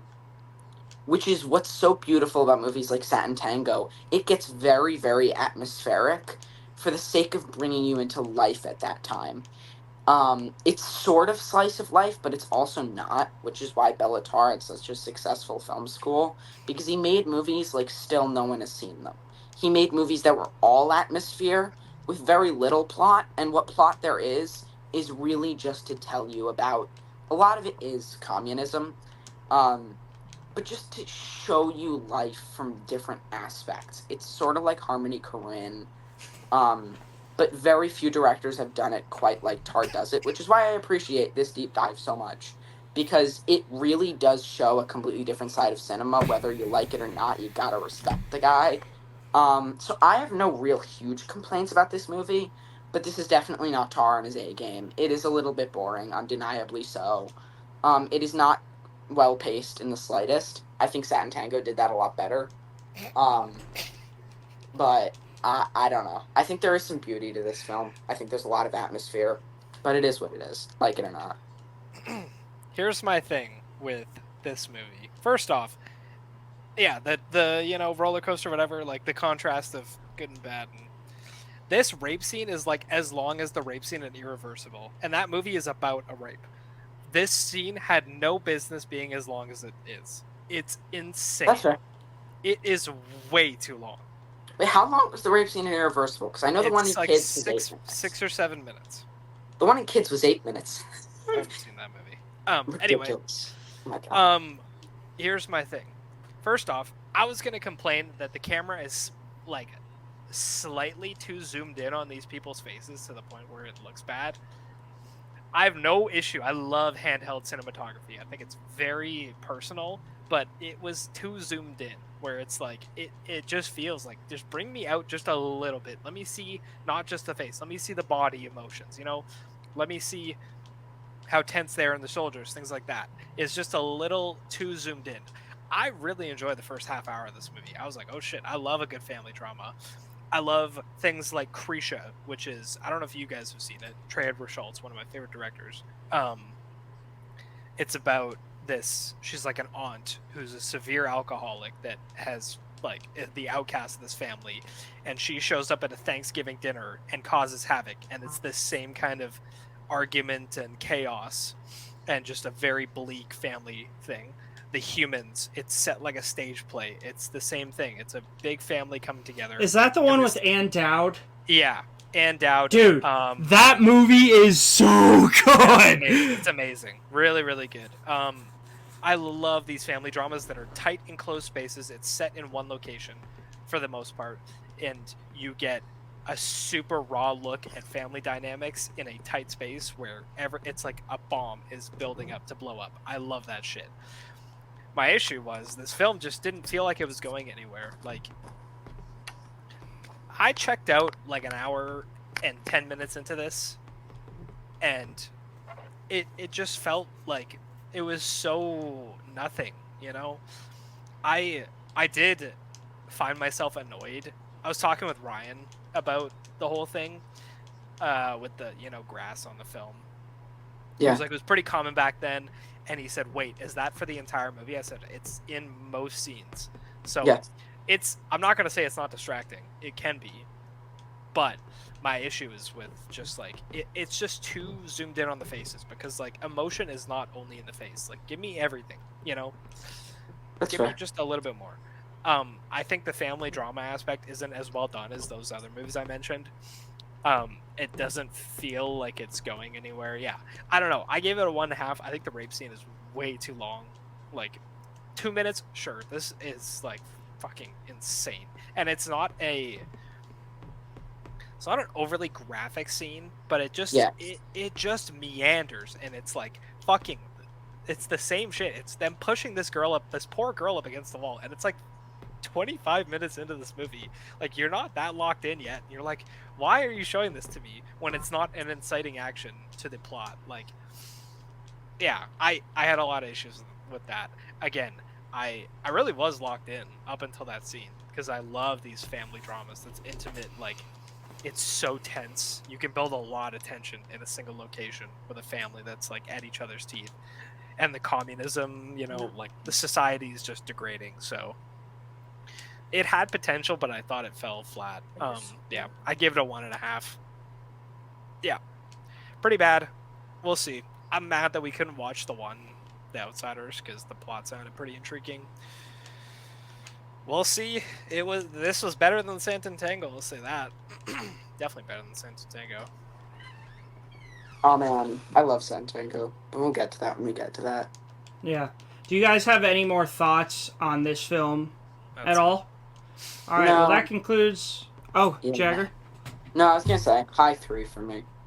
Yeah, I think it's a 2-star for me, and then a 1.5 for Evan. Yeah. So that concludes our Bela Tarr deep dive. Now, our IMDb movies. Which These movies.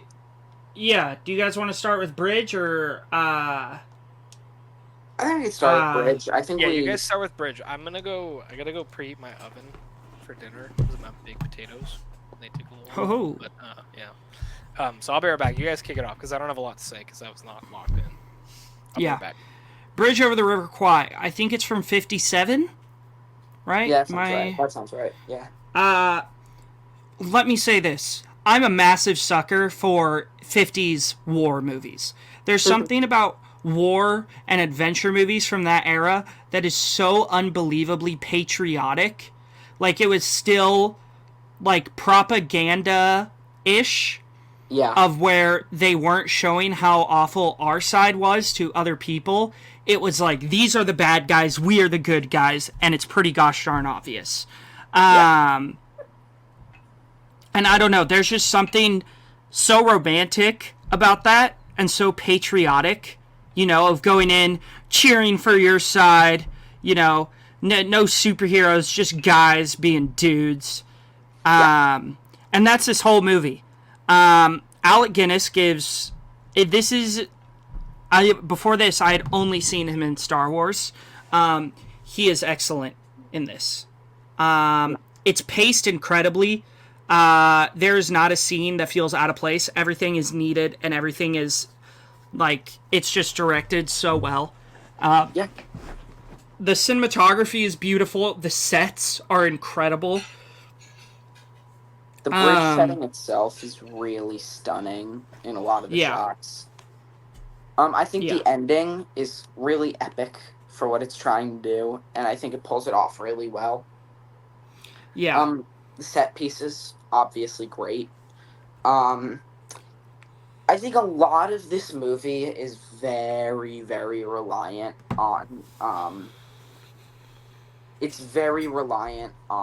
like, we have you hooked in the characters, because outside of the characters, they never delve into the war of it, almost like they did in Barry Lyndon, where the war is going on, but we're only going to show you the prisoners, and we're only going to show you this and this and this, and about this person's life and this person's life.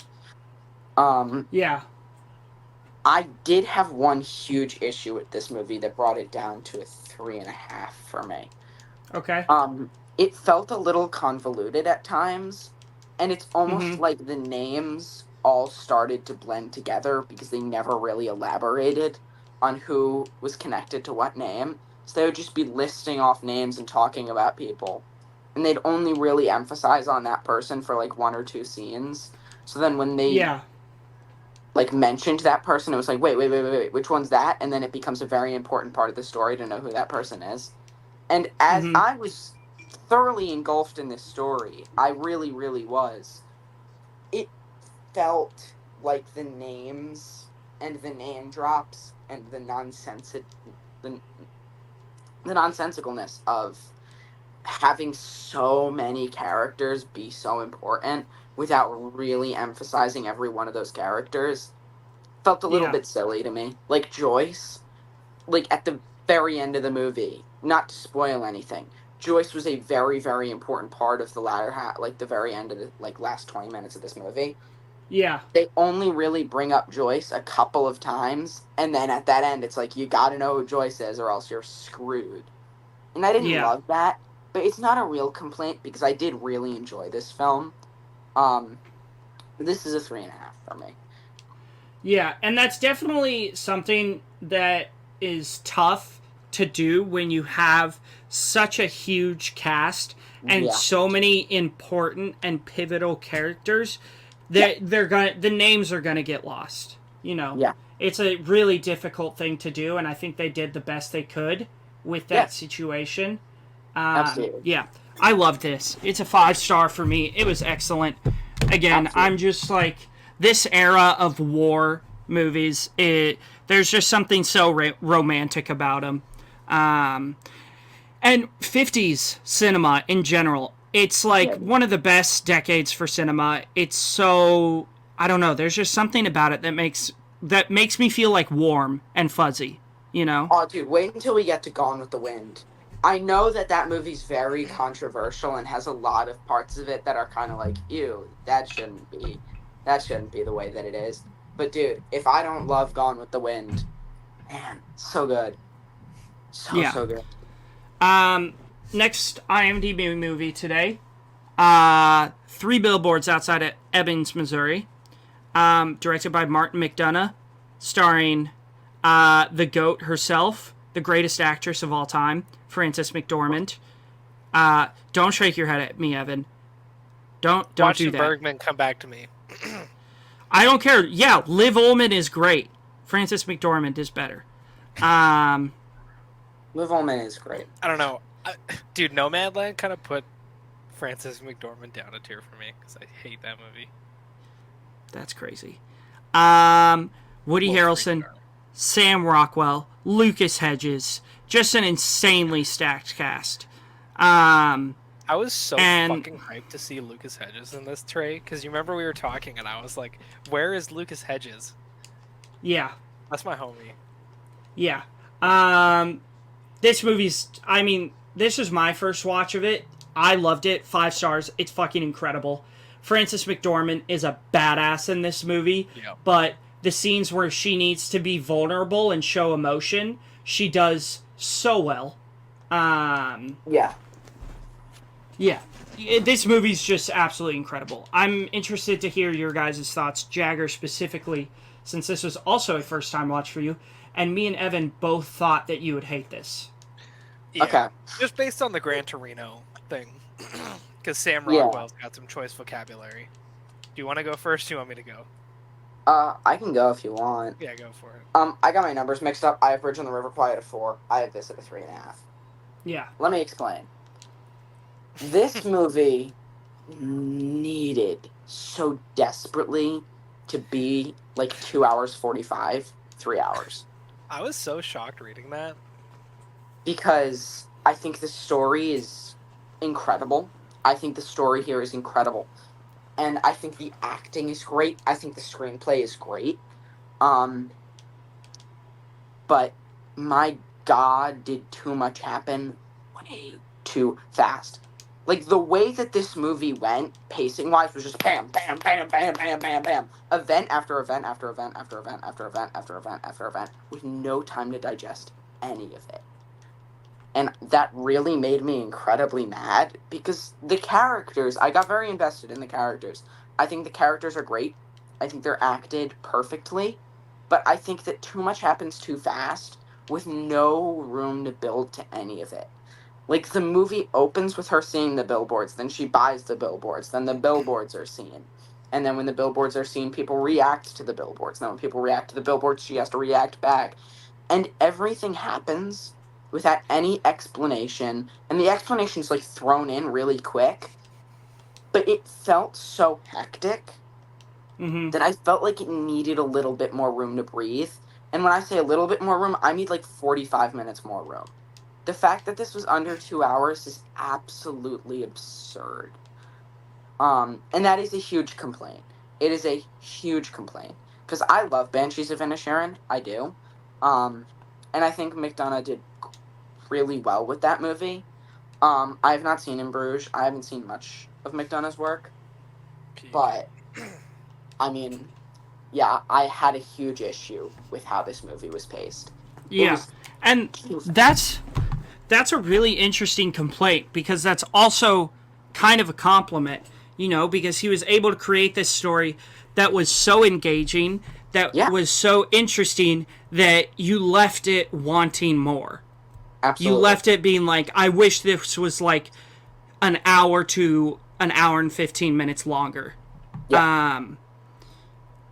I mean, as you said, the characters are incredible. What I am interested to hear your guys' thoughts on, because my dad really loves this movie. Both my parents do. And I, even after his redemption, I hated Sam Rockwell's character. Yeah.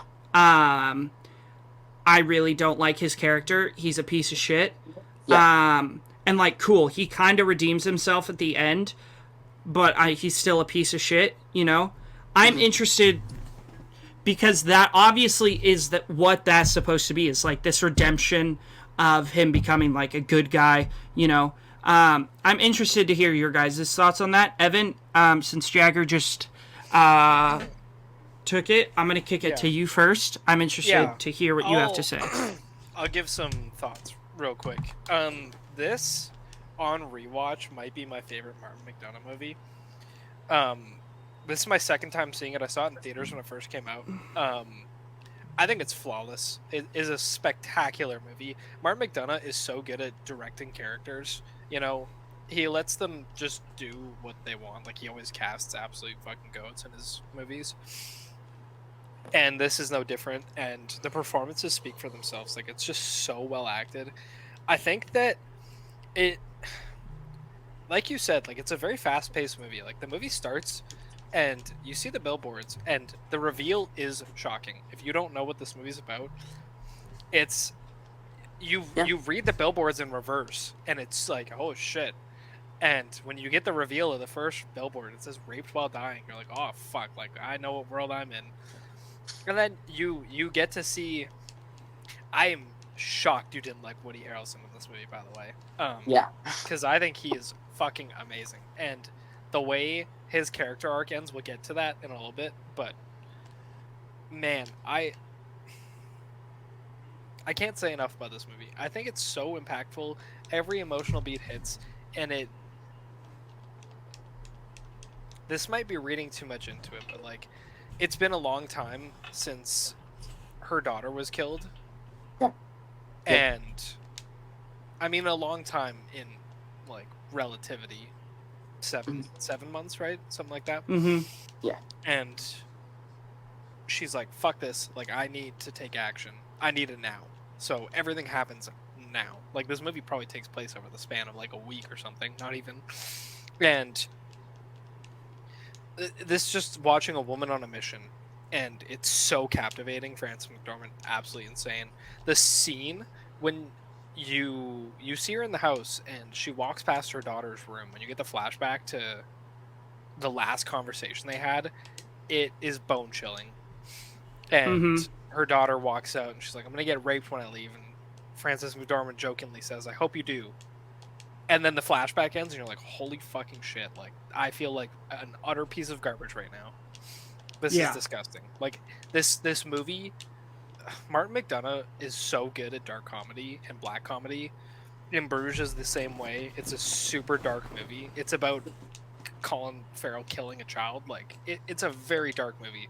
He just, he's so good at pushing you into a dark world.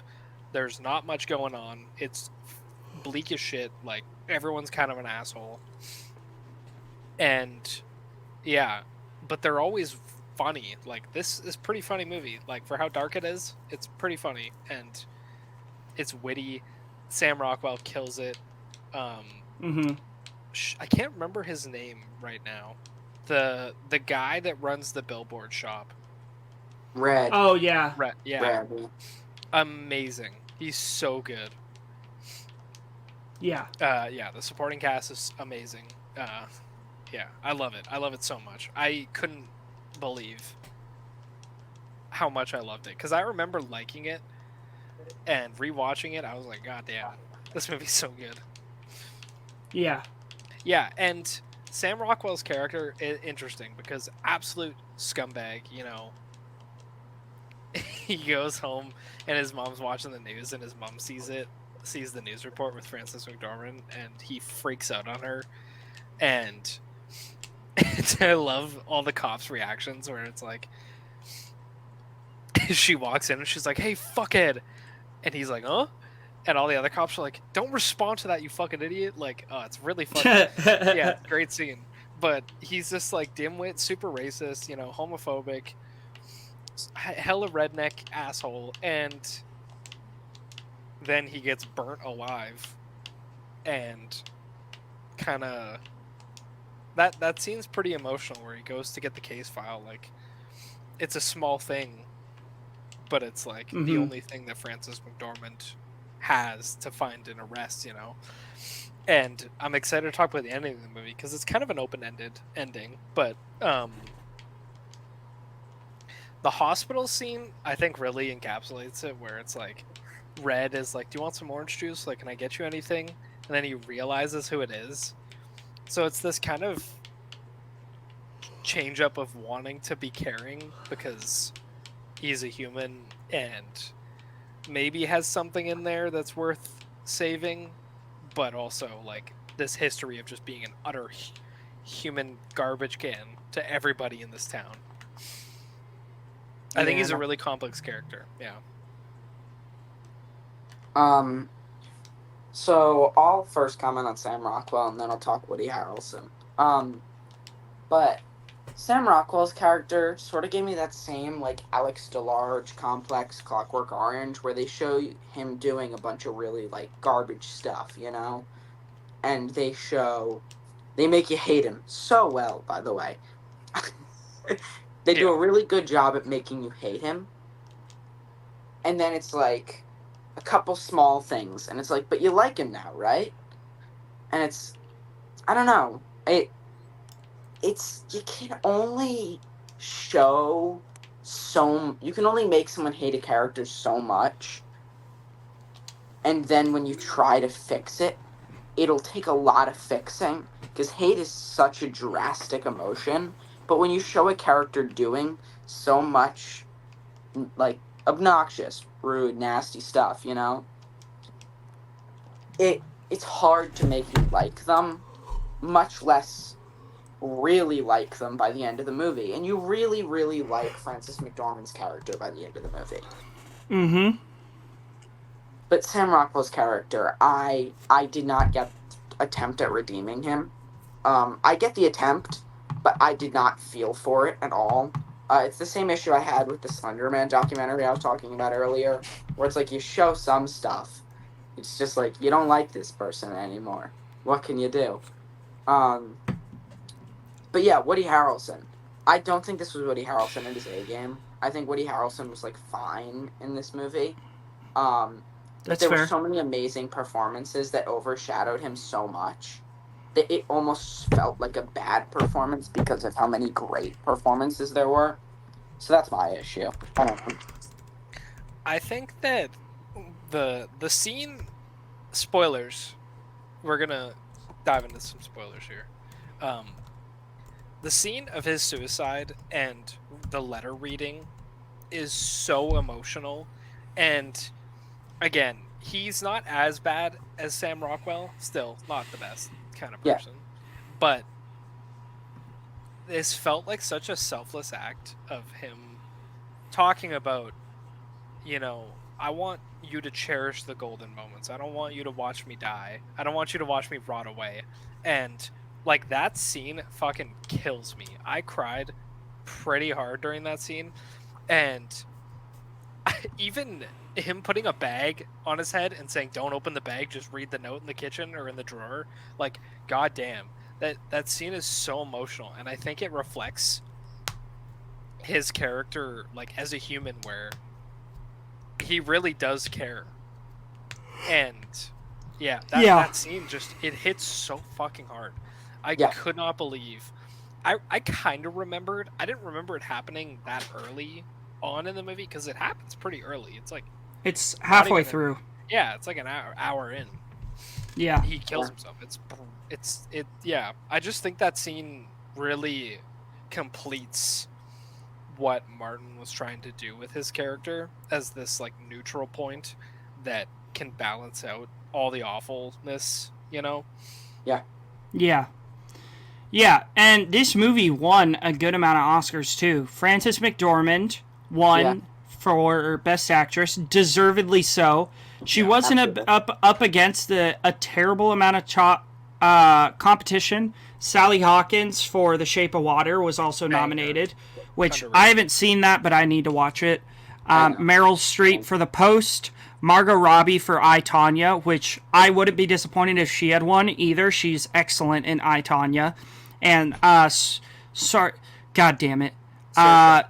Saoirse, thank you. I'm bad with names. We know this. Saoirse Ronan in Lady Bird. Shout out to Chiwetel Ejiofor. Ejiofor. Chiwetel, but it's Chiwetel? Sure is. Dude, you killed that. Yeah! I'm Jagger, getting better. The 12 Years a Slave episode was rough, let me tell you.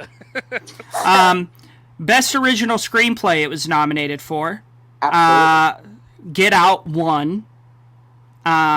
Which, not that, that's fair.